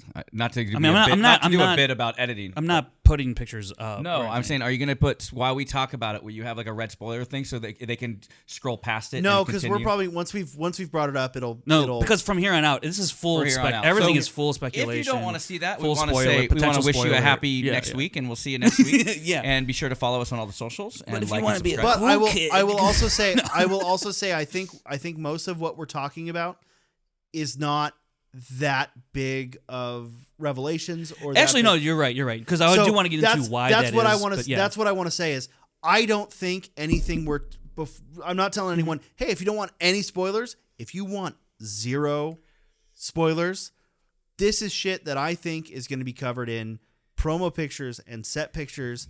We're not showing you anything. It's just that, hey, we saw this alien and this alien. See, that's the response. There's also like another half dozen more videos out there on YouTube already talking about this stuff. So this warning's the responsible thing to do. Now, back in 2002. Oh, yes. Okay. Before we get into all of this, Kevin's got a story. Back in 2002, I went on a news group. I was editing a movie, short film for my senior thesis called The Syndicate. It's actually on my YouTube channel if you type Stop The Syndicate. self-promotion again. We already did this. Come on, if guys. you've seen Kevin's by the way, if you've seen Avatar, my movie, I'm not saying they stole it. Oh my God. It's Kevin's let me finish my sentence. Kevin's movie is better than Avatar. Not saying that. Dances with Wolves did Avatar. It's in 4D. Avatar, it's the same story. No, it's a GI. It gets left behind, and then the people take him in. And then when the original GI's people come back, just like in Dances with Wolves, where he gets taken in by the tribe and stuff, and then his people come back to get him. Same kind of thing. Syndicate was just a short film that I did. That's not. Did putting stuff in your lungs make you cough there, buddy? Maybe, I don't know. Back in 2002, I'm allergic right to about Christmas trees. We were editing the movie in May, and in May of 2002, or April and May, right when we finished it. It was for my thesis. It was the senior project, my senior class, film school.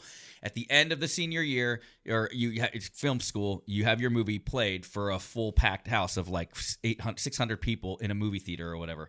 And so, sure enough, my syndicate, we got one of the billing for the film festival. And about 2 weeks before, we already had the temp score in there, and I found on a news group that somebody had claimed to work for Lucasfilm and had the Episode 2 Attack of the Clones soundtrack. And I was like, so I messaged this guy on a news group. This is back in the day, like the internet's kind of, it's like AOL and CompuServe and all that. I'm dating myself here. So I messaged this guy, and he emails me the Episode 2 soundtrack, which then I used in the Syndicate, which the version on my computer or on my website right now is it. I have the Anakin and Padme love theme was basically used as the main theme of the whole thing. Great. The when Anakin slaughters the Tusken, that's part of the end when the Syndicate forces come back when he's already ingrained with the new people. Just the same story of everything. And it's the same music. And we had it at this premiere, and I remember my guy afterwards is like, that music was incredible. Who did you get to score it? And then I just realized John Williams. Basically John Williams, because this group of 600 people got to listen to the Attack of the Clones soundtrack for part of my 20-minute short film. And they had no idea. And in fact, I now feel bad because I basically spoiled half the Anakin Padme theme was literally like the main theme threaded throughout the whole movie. And they must have gotten like a week later, be like, "Why have I heard this before?" When they're in because it was literally 2 weeks. Oh my later. God, John Williams ripped off this movie. He ripped off John Williams ripped off a student He's film. a fraud. So maybe it was irresponsible for me. It was highly illegal, but definitely. Because it was literally. This is before this is not like leaks and iTunes or Spotify. Right. This is legit. Someone sent it to me. Music. Didn't. Okay, all right. It's student. No, I think film. we did credit it in the credits, and then we eventually, because in order to go to film festivals, we had to get a real guy to score it, whatever. But the version that's on, I did check it. The version that's on my channel is the stuff with all of the Attack of the Clones music, and it makes it almost feel like a Star Wars fan film now. But that one glorious night before the movie had ever come out, and even before I knew what each sound, I think worth it. Yeah, it was like it was our own soundtrack, and they were so blown away by the score. They're like, "That's incredible soundtrack." Kevin, you know what? I'm going to watch this movie. You'll watch that one. Okay. All right. So now's your chance. Yeah. If you Say want bye. nothing, we understand. We don't blame you. Yeah. Okay. So Acolyte. Yes. Is that where we want to start? Yeah. We're going to start with Acolyte, and then we can get into the real nitty-gritty. We got 3 set photos from Acolyte. So one of them shows Daphne Keene's costume. Which I feel is also, I've seen in some places been disputed as, is that actually her? I'm with you there because I didn't notice until someone mentioned it was Daphne Keene. We have a Iridonian Zabrak, and we have a Wookiee in High Republic robes. So that doesn't look like Daphne Keene, but I could be. Yeah, I kind of thought the same, Kevin. I don't know though. I'm so bad with people. So I'll just say real quick my quick thoughts on like set photos like this. They don't really ever do much for me just because this isn't where we're gonna end up seeing in the final product. I think it is interesting. I mean, we already knew we already know a lot of the actors in the Acolyte. These set photos don't really do a whole lot for me in terms of how it's gonna look. It's Oh, there's more set photos than I thought there were. Yeah.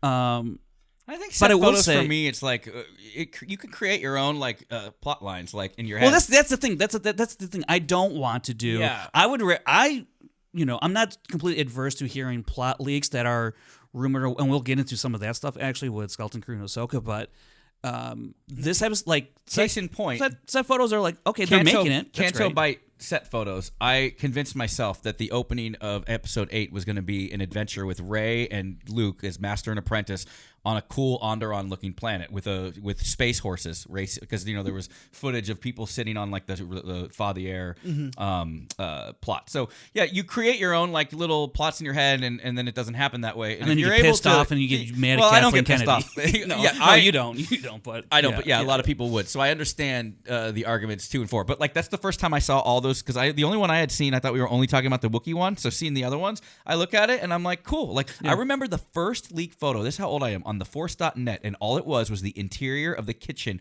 of Episode 1, The Phantom Menace, and it had the blue milk, and it had the thing. It was one photo, and it had the little hovel, and I was like so excited about it. And for me, it launched my career into spoilerdom. Basically, I spoiled myself for all the movies because for me, I would always feel like this. It's great. And by the way, I've seen movies unspoiled, and it's blown away for the 2.5 hours when you're at the theater. But for me, for like the Episode 2 build up, I remember when they were filming all the Gladiator footage, and footage leaked out of Anakin doing a crazy thing on set. And for me, I always felt that knowing the spoilers going ahead, like I didn't get too spoiled, but I would see all these things and not be afraid of them. It led to 2 years of build up, but 2 years of those wow moments that maybe aren't as powerfully wow the night of the premiere, but instead of just 2 hours, I got 2 years worth. Right. That's my argument for the things. Yeah, I mean, we're never gonna, if there's like full leaks of anything, we're never gonna go into that. I'm not interested in that. But like these set photos, to me, they just get me excited. I do think that's Daphne Keene. I looked up. Okay, that's a bow and arrow right there, right? Yeah. So there's a couple shots, some characters walking around in black dark gray robes with bows and arrows. There is that Iridonian Zabrak. So not a Darth Maul Zabrak, but a Saucy Tin. No, it's Kevin, help me out here. Jedi Master Zabrak. Agent Kohler. Agent Kohler, thank you. Saucy Tin's the Iktachi. I saw a meme the other day where it said someone was asking what the color of Darth Maul's. Oh no! All right, it's a Family Guy thing, and then Peter says, "You start the conversation with that." I'm sorry. Continue. Sorry, you just mentioned. So yeah, it looks really good to me. I want to know, is that Wookiee, like, so timeline wise, right? There is a Wookiee Jedi in High Republic named Buryaga, I believe. Sure. What's his name? I don't know. I want to know, is that the same Wookiee? And I'm sure I could look up a picture of. No, I don't know. Okay, I'm like, all right. I have no idea, but yeah, it is pretty cool. We'll see a Wookiee in either a Sith or a Jedi, capacity. Looks like High Republic robes on the Wookiee. Right. So, yeah, that's cool. All right. I'll wait for Gunji in Bad Batch 2. Anything else we want to touch on? So this is. Oh yeah, I've seen that. Yeah. That'd be cool.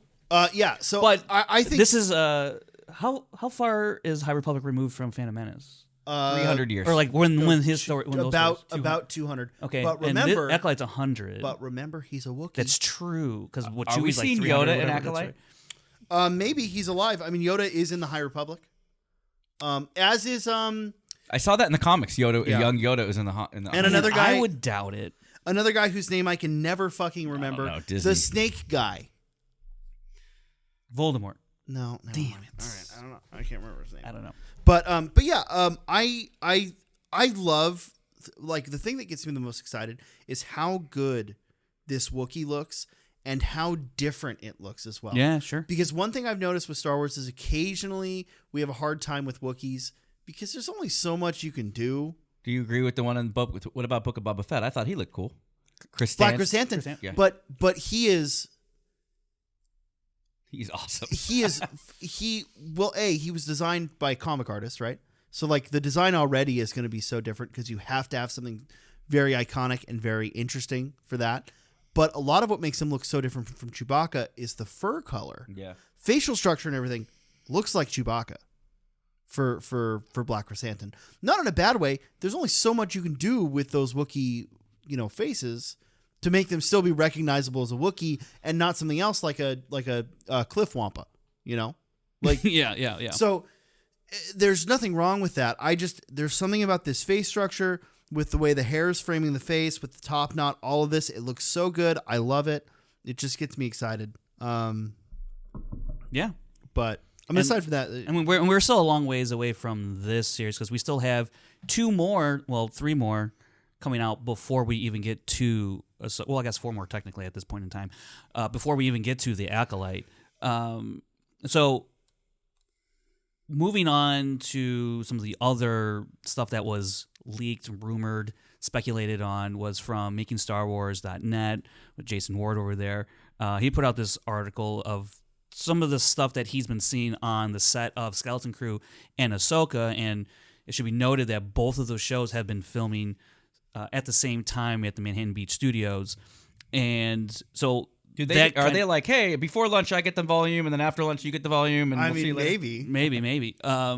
Or they're just like, hey, Ahsoka, why don't you come and be in Skeleton Crew real quick? Which is one of the speculations, one of the theories put out there that we don't know when Skeleton Crew is set. But isn't the Skeleton Crew about kids that are trying to find their way home? So if Ahsoka found them, she could just take them home. So maybe not to poke a hole in your theory there. Well, guy. we're gonna get this is so I think you're Ahsoka is basically going to, well, theoretically is supposed to maybe rumored again. Right, everything I say is rumored. It's speculation.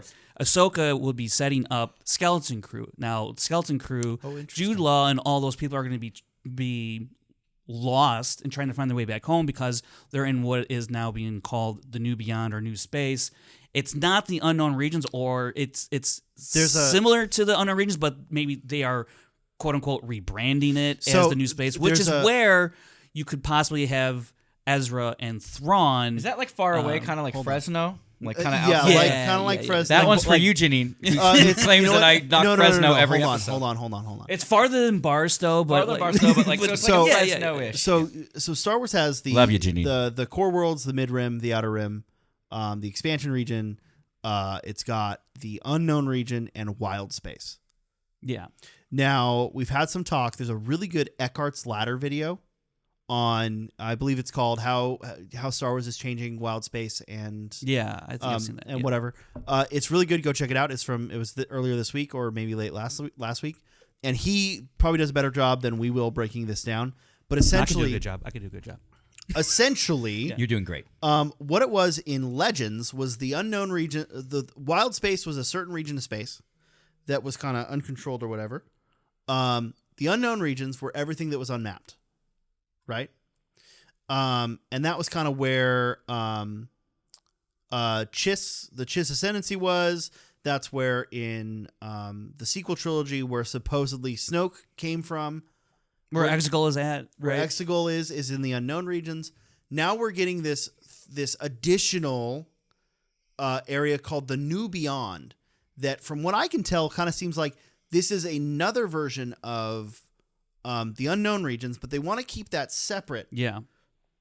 They want to keep that separate from the unknown regions, right? Yeah, like unknown regions is over here, New Beyond is over there in terms of maybe, in the galaxy. Maybe the New Beyond is beyond the unknown regions, it right? Could be. So that's kind of where my head's regardless, at. Space is a big place. Yeah, regardless, it's a new space that allows the Star Wars creators basically to go in different and newer directions. And what's also noted, and what I assume is more alien directions. Right. Well, yeah. What's noted in here in this article from Jason Ward is that the Force is viewed differently and used differently in this new Beyond New Space, and that there's magic users similar to the Night Sisters, but not actually Night Sisters. Although again, it could be maybe this is where the Night Sisters originated from. Right.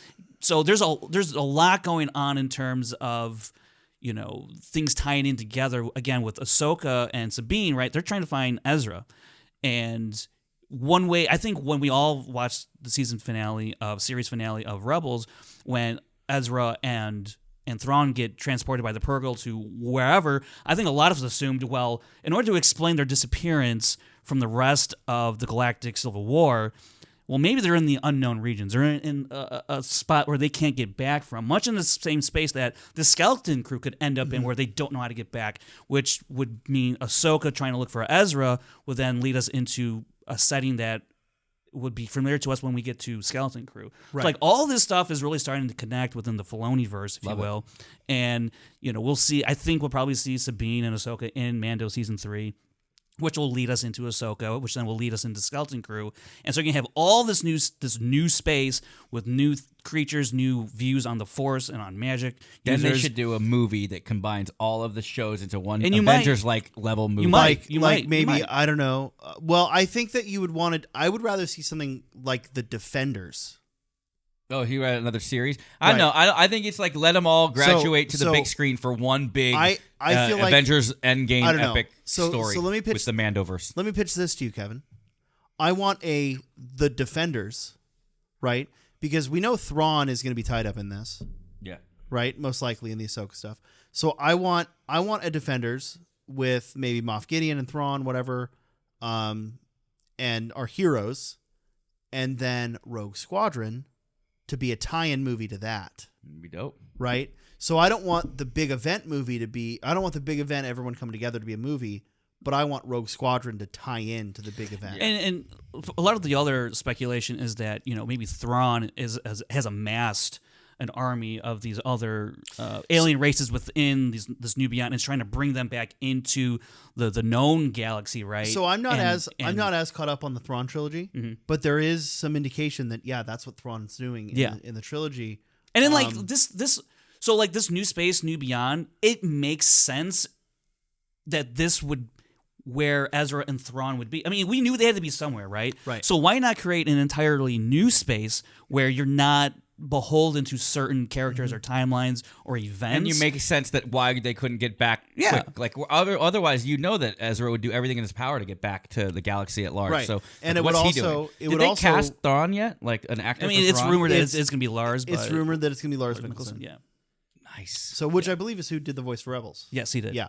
Okay. Good then. So, and I don't see why you would recast him. I mean, he's a great actor. He looks the part. And the voice. I mean, so all of that, I mean, again, rumored, but... that's, so that means that Kino Loy had the same voice as Snoke. Why can't that be the same thing? Right, and I feel exactly the same way, Kevin. This is also why... That's officially my last Kino Loy. Not. It's the last Kino Loy is Snoke joke for this episode. Of this episode. Yeah, there we go. All right. So, and that was what I alluded to earlier, was it could be possible this is where this FO went.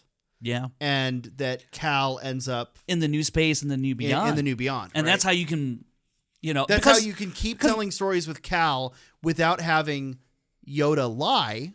Because what if the way to get to the new space... When gone I am the last of the Jedi, you'll be the last of the Jedi. What if one of the ways to get to the new space, new Beyond is through the world between worlds?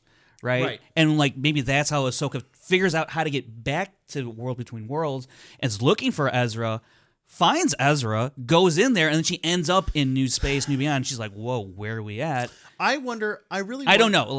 Does Ezra end up having a romantic relationship with Sabine at the end? At the end of all time? No. 30 years from now, when we look back and you see the library. God, I hope so. Let characters be happy. Let them have love. Let wrote a characters Not be the happy. Jedi way. But it will be interesting to see what Ezra looks, what type of person he is. You don't what type mean of what Jedi. he physically? Yeah, you mean what he looks like as a character. Yeah, I just hope they don't go I wacky wonder, crazy like Luke And not that I didn't like the. Well, I last think Jedi, that- I'm saying it doesn't I need mean, to we be don't another know. We don't crazy know. Jedi. No, we don't I- know what like 30 years does to a person and like that. I think that the whole point of what they're doing here is they're trying to almost give a reason to expose Ezra and possibly other characters to a different version of the Force and of the Sith and the Jedi, right? That it may be something closer to what the Bendu had, the one in the middle, not necessarily saying the gray Jedi thing, but just a third path or a third, fourth, fifth path, because ultimately that's what the Night Sisters are, right? The Night Sisters are a third path. They are not. Well, they are darks. They are dark side users, but they are not Sith. Correct. Right. Right. So like that. Yeah, if there's like a variation of the Sith that you wouldn't. I mean, yeah, you could say there's Sith and dark side users, which I guess you would. But it's totally different. Yeah, they're like an offshoot because they use magic. Because they're not. But magic is just the Force. Well, see, I think what is being painted here is that they are two different things. You're saying that the Force and magic. And then there's magic. Like, like Marin in the Fallen Order is not using the Force. That's like she's wielding like magic. There's some lines that imply that it is the Force. Okay, but it doesn't have to be. What if it's not? I'm saying. Right. What if it's not? What if they're two different things? Because that's what could be happening in the New Beyond. Right. I don't like that in general. Like on principle, I don't think we need I think it's kind of jumping the shark to introduce that sort of thing, and I think it's bad for the series and the fandom as a whole to do that. But I think you can accomplish basically the same thing by saying it's a different way to tapping into the Force, or a different way to even channel the Force, because the Force, for the most part, and Last Jedi establishes this really well. The Force is more than just lifting rocks, right? The Force is not something that has an overt, visceral, visual impact outside of Force lightning. Right. But when you see Night Sister magic, everything glows green. You've got this energy source. I guess what I would paint it as, whereas the Force, even Luke says this, and you don't own the Force, right? Right. But the Night Sisters, they manipulate. Like you could say they manipulate the Force for their own, doing, or whether it's nefarious. Well, it's not really good, but like for their own dark purposes, where you're manipulating the Force, and it has very dark implications. Whereas if you're on the light side of this, the spectrum, then you're letting the Force flow through you, as opposed to, trying to control it, where it controls your actions, but not fully, right? Before I dive we're pretty decent. Okay. Pretty decent as in we've been going a long time? We're going a long time, but I say we got like another 10 minutes. You having fun, though? Who's having fun? I'm having a fucking... The listeners are having fun, too. I'm having a fucking blast. So I teased earlier I want to do a metaphysics of the Force thing. Yeah. All right. Can I say one last thing before I let you rip please. off? I think what's interesting about the potential for the new space, the new Beyond, is that they're bringing in all these directors for movies, and what they're like, we have this new playground we're creating.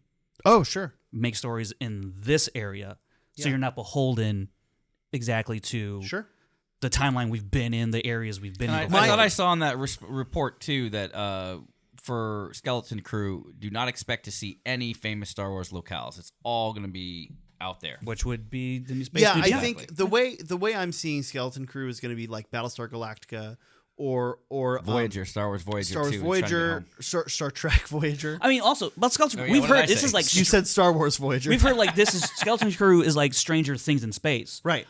What's the Upside Down, the new Beyond?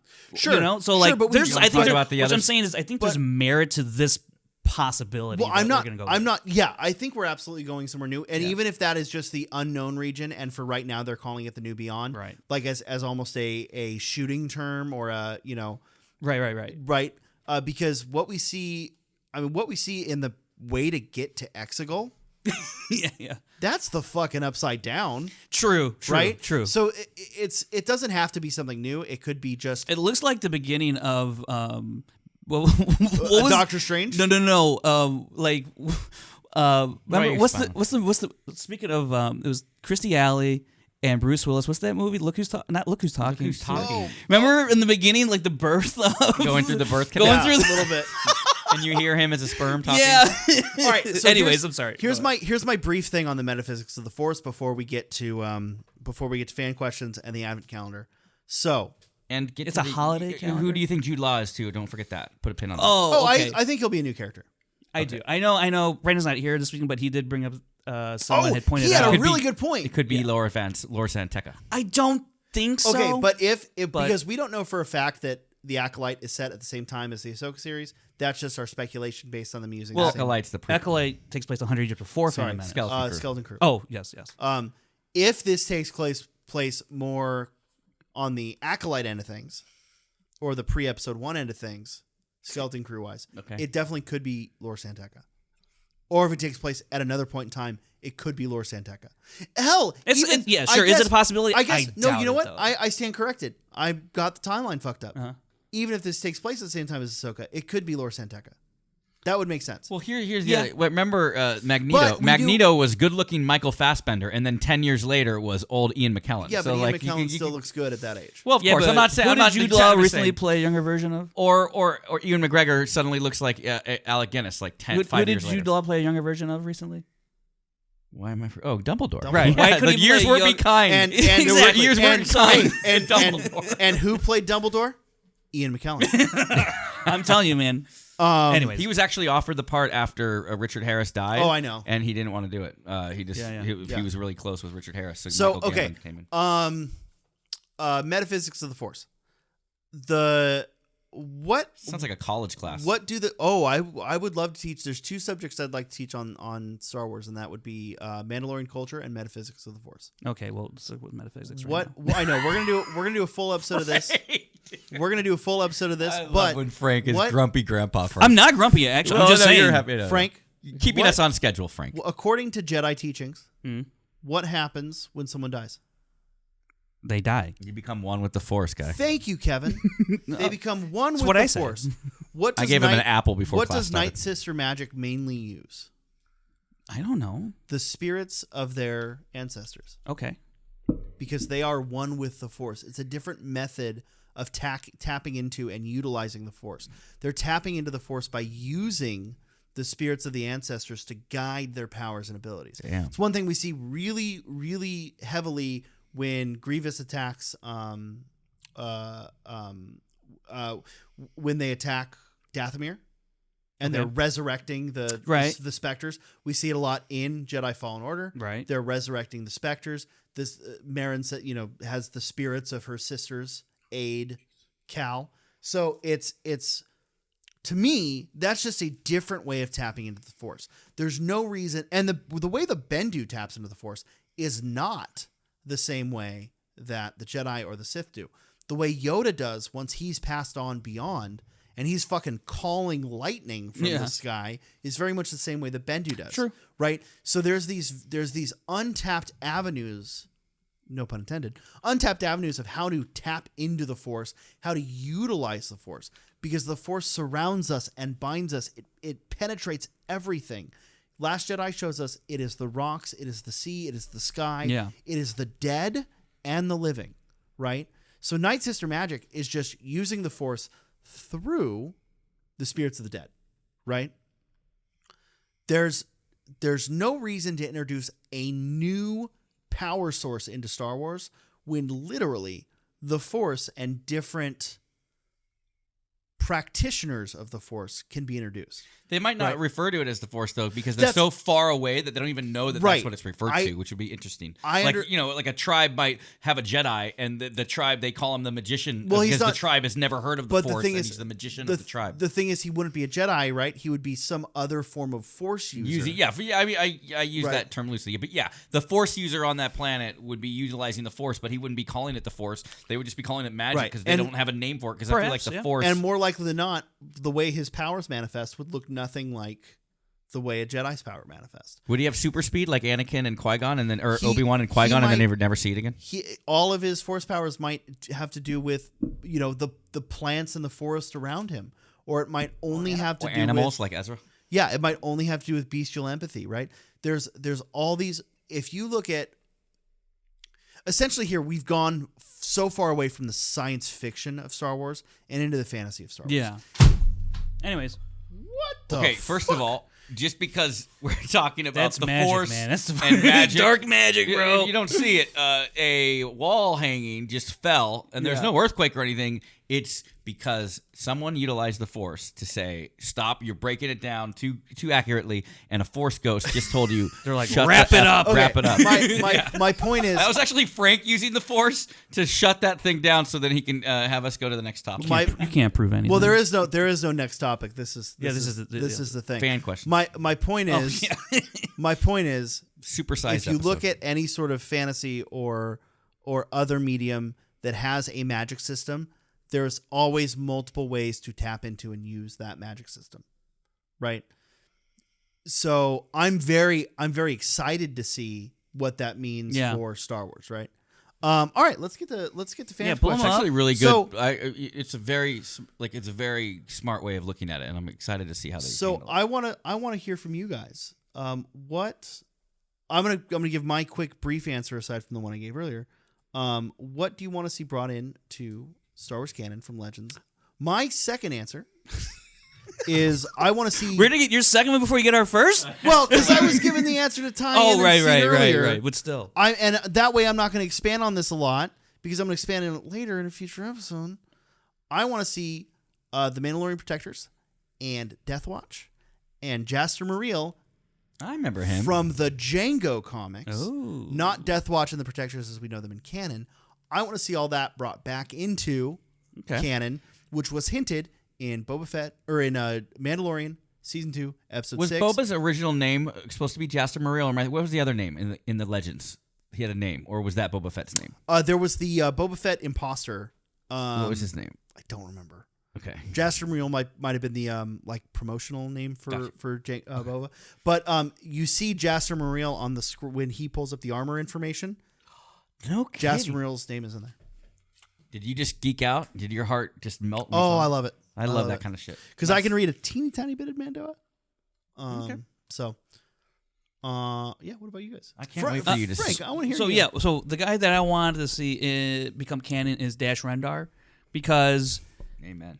we need another smuggler, because Han Solo is now dead, and I want to see. I love Dash in Shadows of the Empire, the game, and I think he'd be a great smuggler, scoundrel, if you will, be brought into the Star Wars universe. I don't care if you put him in after Rise of Skywalker. I guess I would actually prefer him after Rise of Skywalker, just so that we can go on a lot of adventures and not be beholden to a certain timeline or, with constrictions within events and whatnot to explain, how come he was here and not there. Put him after. I mean, don't have to.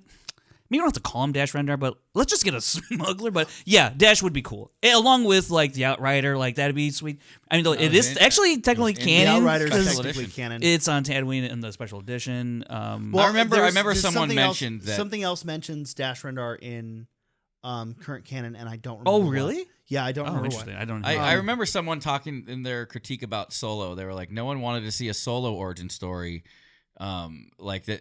Solo would have been a great movie if you just replaced Solo with Dash, and I always thought that would have been interesting. I like Solo as Star Wars story. I do like Solo too, but it would have been an interesting if you really trying to tell that kind of same story with Kira and stuff like that.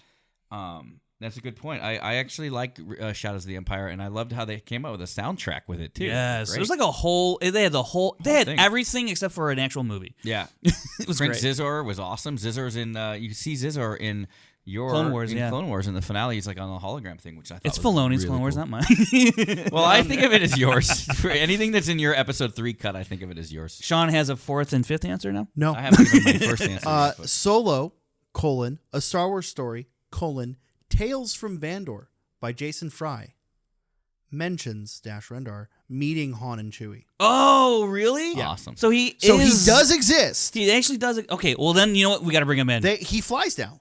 He flies now. He flies now. They fly now. Yeah, so he does exist. Okay, But cool. that's it. All right, so then there goes my answer. I wish fulfilled. Look at that. You say it, and then they say make it it happen happens. for me. But you want to Maybe when see I it. say Well, mine, just But I want to see you him. wanna see, I want yeah. to see him. Yeah. And what was the droid? I don't remember, but yeah. Oh man, I don't remember. But he had to fight IG-80. No, IG-88. It was IG-88? Yeah. What a tough Well, battle. Anyways. in Legends, IG-88 could split his personality amongst multiple bodies. So you're not killing the original IG-88. You're killing one of his surrogates, basically. Yeah.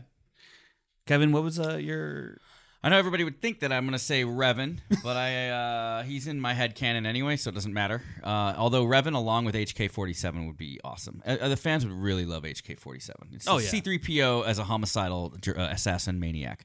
But I would go with the Darth Plagueis novel. Plagueis novel is so good. I just obviously in my rewatch, that was one of the earliest things I watched.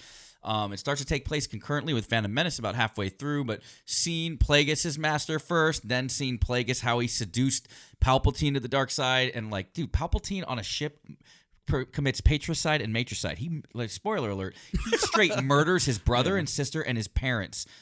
Murders them, and that's his ultimate commitment then to the dark side, and becomes this corrupt thing. And then he ends up, you see his whole rise to power. But do you want that version of happening, or just the character itself? No, because the character is canon already, right? We mentioned Plagueis in the novel. But when you see him, do you want him to have all of that? I would love. They can do something different. Look, they made a film adaptation of the Harry Potter novels, right? And I would love a film adaptation straight of the novel. I'm telling you, when you read the novel, you would understand. But it plays it's like The Godfather mixed with House of Cards, because there's the politics of how he manipulates himself to be even the leader of Naboo, and it's all it's dark side, it's politics, and then it starts to delve into the Phantom Menace timeline, and it's just real cool. So for me, if I was going to bring any form of media, if that was the question, not a character like you said, I would say that was the question. I thought the question was it was just something from anything. Yeah, no, I thought the question that from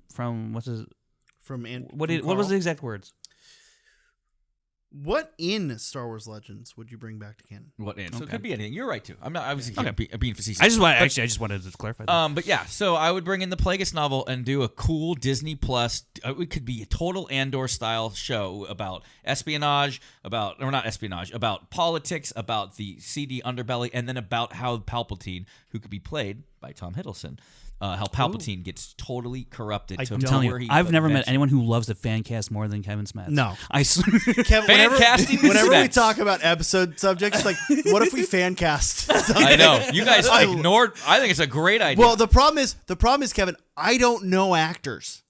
Yeah, I don't know them well enough to be yes, they could. I still think it would be fun to have a topic where we cast the prequels back in the 80s, and you cast the original trilogy now, and whatever. It doesn't matter. One day we'll do it. We probably will one day. We'll run out of time. Talk about. True. Our second question.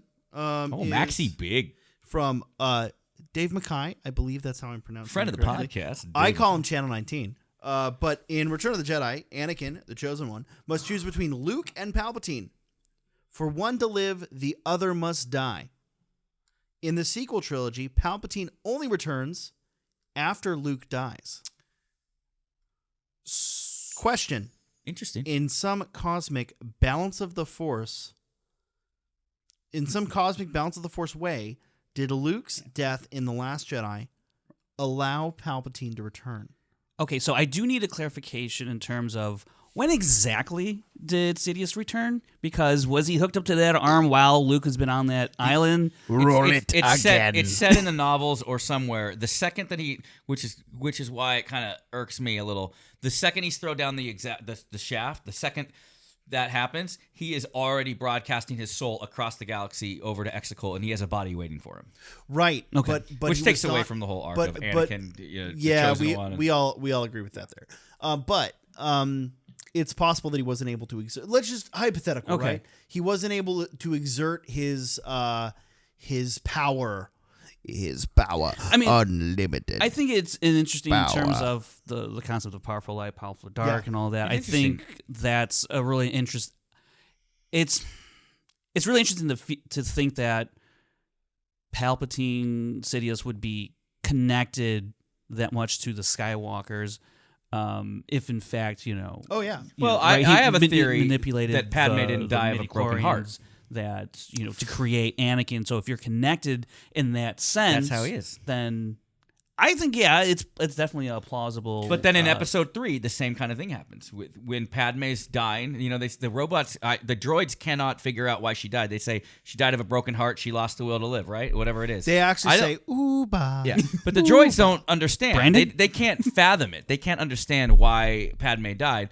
Where I like the headcanon, and I've also seen theory videos about it. I think this is actually written somewhere. Where Padme is dying, it's literally Palpatine sucking the Force life out of her and plugging it into Anakin to keep Anakin alive during that final surgery or whatever. So as her heartbeat stopped, that's the first time you hear the breathing of Darth Vader. So when I watch it now, I always think of that. Like when we watch it, it's pretty dark. It's pretty dark. When I watch it with my wife, I'll tell her that that's what's happening which, right by there. By the way, is supported by Rise of Skywalker, because in Rise of Skywalker, the only way for Palpatine to he wants to suck. Yeah, he's trying to absorb. Maybe he's trying to do that same trick he did against Padme. I will say, I think that's a really interesting headcanon, or if that is actually out there. I don't.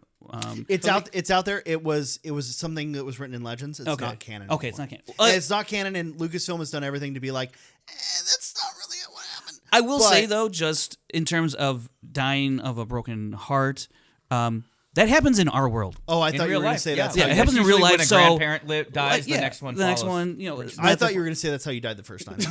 But let's be honest. Maybe. She died because she got choked. She died because she was 6 months pregnant and got choked out of her life. Like, Anakin killed her, let's be honest. If we're really trying to... I mean, yes. She miscarried after getting choked. No, I don't think there's any... I don't think there should be any disagreement that Anakin killed Padme. One way or another. I think turning to the dark side... Yeah, but the droids take away that line because they say, "Oh, she's perfectly normal, but she's lost the will to live." If they didn't have that line in the movie, it would be understandable. Like, dude, she got choked out, and then she had an early miscarriage. I also think writing those lines, George writing that, was to underscore how much she was in love, how much they were in love with each other, and that once, again, pertaining to our own real world where your partner dies, and then you also to absolve Anakin a little bit because but you also have to remember they're on a medical facility on an asteroid. I think they can save. They're supporting life already on an asteroid. I think. I think their medical technology is at a point where I don't know, man. The choking. When my wife was pregnant, like you freak out about anything. Sure. It's like you're so delicate, and like I had a family member almost die during birth because of preeclampsia. Like, I'm just getting more medically and realistic. But I do like the headcanon that Palpatine was like, all right, I do sucking too. it out. I do too. And say what you want about the Empire or the Republic and its failings. Their healthcare system was way better than ours. Ain't that the truth? All right. Well, okay, Kevin, you're in Brandon's seat. Yeah. What do I do? I've never you have done the this. honors. I'm nervous. Brandon was supposed to write us instructions for when he wasn't here. He was supposed to. But today's date, as of recording, as of release, will be the 13th. What's today's date? The 15th. It will be the 15th. This episode releases on December 15th. All the way up to the 15th. So I have to eat all these pieces? No. You eat one. No, yeah. You know what? No, don't start with the 15th. We end on the 15th. Kevin has to eat all of the chocolate. So what days do I start? You go ahead. Kevin's not good with numbers. I'm not. I was told there wouldn't be math. 10, 9. Where's why are the numbers all over the place? By the way, that was because it's fun. Oh, there's 8. Okay, you have to hunt for it. Here, it's 8. Okay, 9. It's 8. Yeah, did you get me? Joke? Yes, it was 8. Now we're on 9. I've 8. Hey, but no one sees this. No, it doesn't matter. It's part of the. Oh, it's it's a Mandalorian of sorts. It's a Mandalorian. No, that's Mando. You see his little. He's got the staff. It's Mando, the snowman. Right. Now you go to 10. You go to 10. All right. While they're figuring that out, I just want to thank everyone for listening. With Christmas lights. I just want to thank everyone to listening to the podcast today. Don't forget to like and subscribe. Go ahead and leave a comment down there in the bottom bits. And don't forget, we've got Instagram, Twitter, TikTok. Our TikTok is popping off. Frank does a wonderful job over there. I butchered this. I never understand the TikTok. I have the KOTOR clips on TikTok, and I just get exhausted. I'm too fucking old to understand TikTok. Not that hard. Frank, we're not all That's what she in our we're not all. Not. It is Grogu. We're not all virile in our mid-20s like you are. Yeah, so that's true. I don't know what to say. You're on, what was it? 13. You're on 13. So we got 14 and 15 left. All right. Yeah. Oh, I just roughed and it. if you've got a question Season's for greetings us, by Grogu. if you've got a question for us for next episode, you can go ahead and send it to us on Twitter. We will post another post on the day we record, which is going to be next Wednesday. But you can also send it in the Discord. I'm going to make a channel just for fan questions in the Discord. No, that's So- cool. There you go. By the way, to properly answer that kid's question, I think it could be very possible that that sure. they did that. Luke, Yeah, we didn't actually answer that question. That Luke's death could have done it. I did They did answer something it. similar in Justice League from the DCEU. When Superman died, that's what allowed Steppenwolf and Darkseid to say, "Oh my God, Earth's unprotected. They don't have a Kryptonian anymore," and that's why they came in. So That they brings can me- feel that death from across the galaxy. Maybe the same thing with the Force. Brings me to my next question. What's your favorite Steppenwolf song? Mine is Magic Carpet Ride. Me Mine too. Okay, great. Reservoir Dogs, baby. Anyways, Or no, and in First Contact. Star anyways, Trek. folks, that's the episode. Hey, what do we get to? 2 hours? That's not accurate, though. We started recording earlier. Oh. Scoundrel. Scoundrel. I like the sound of that.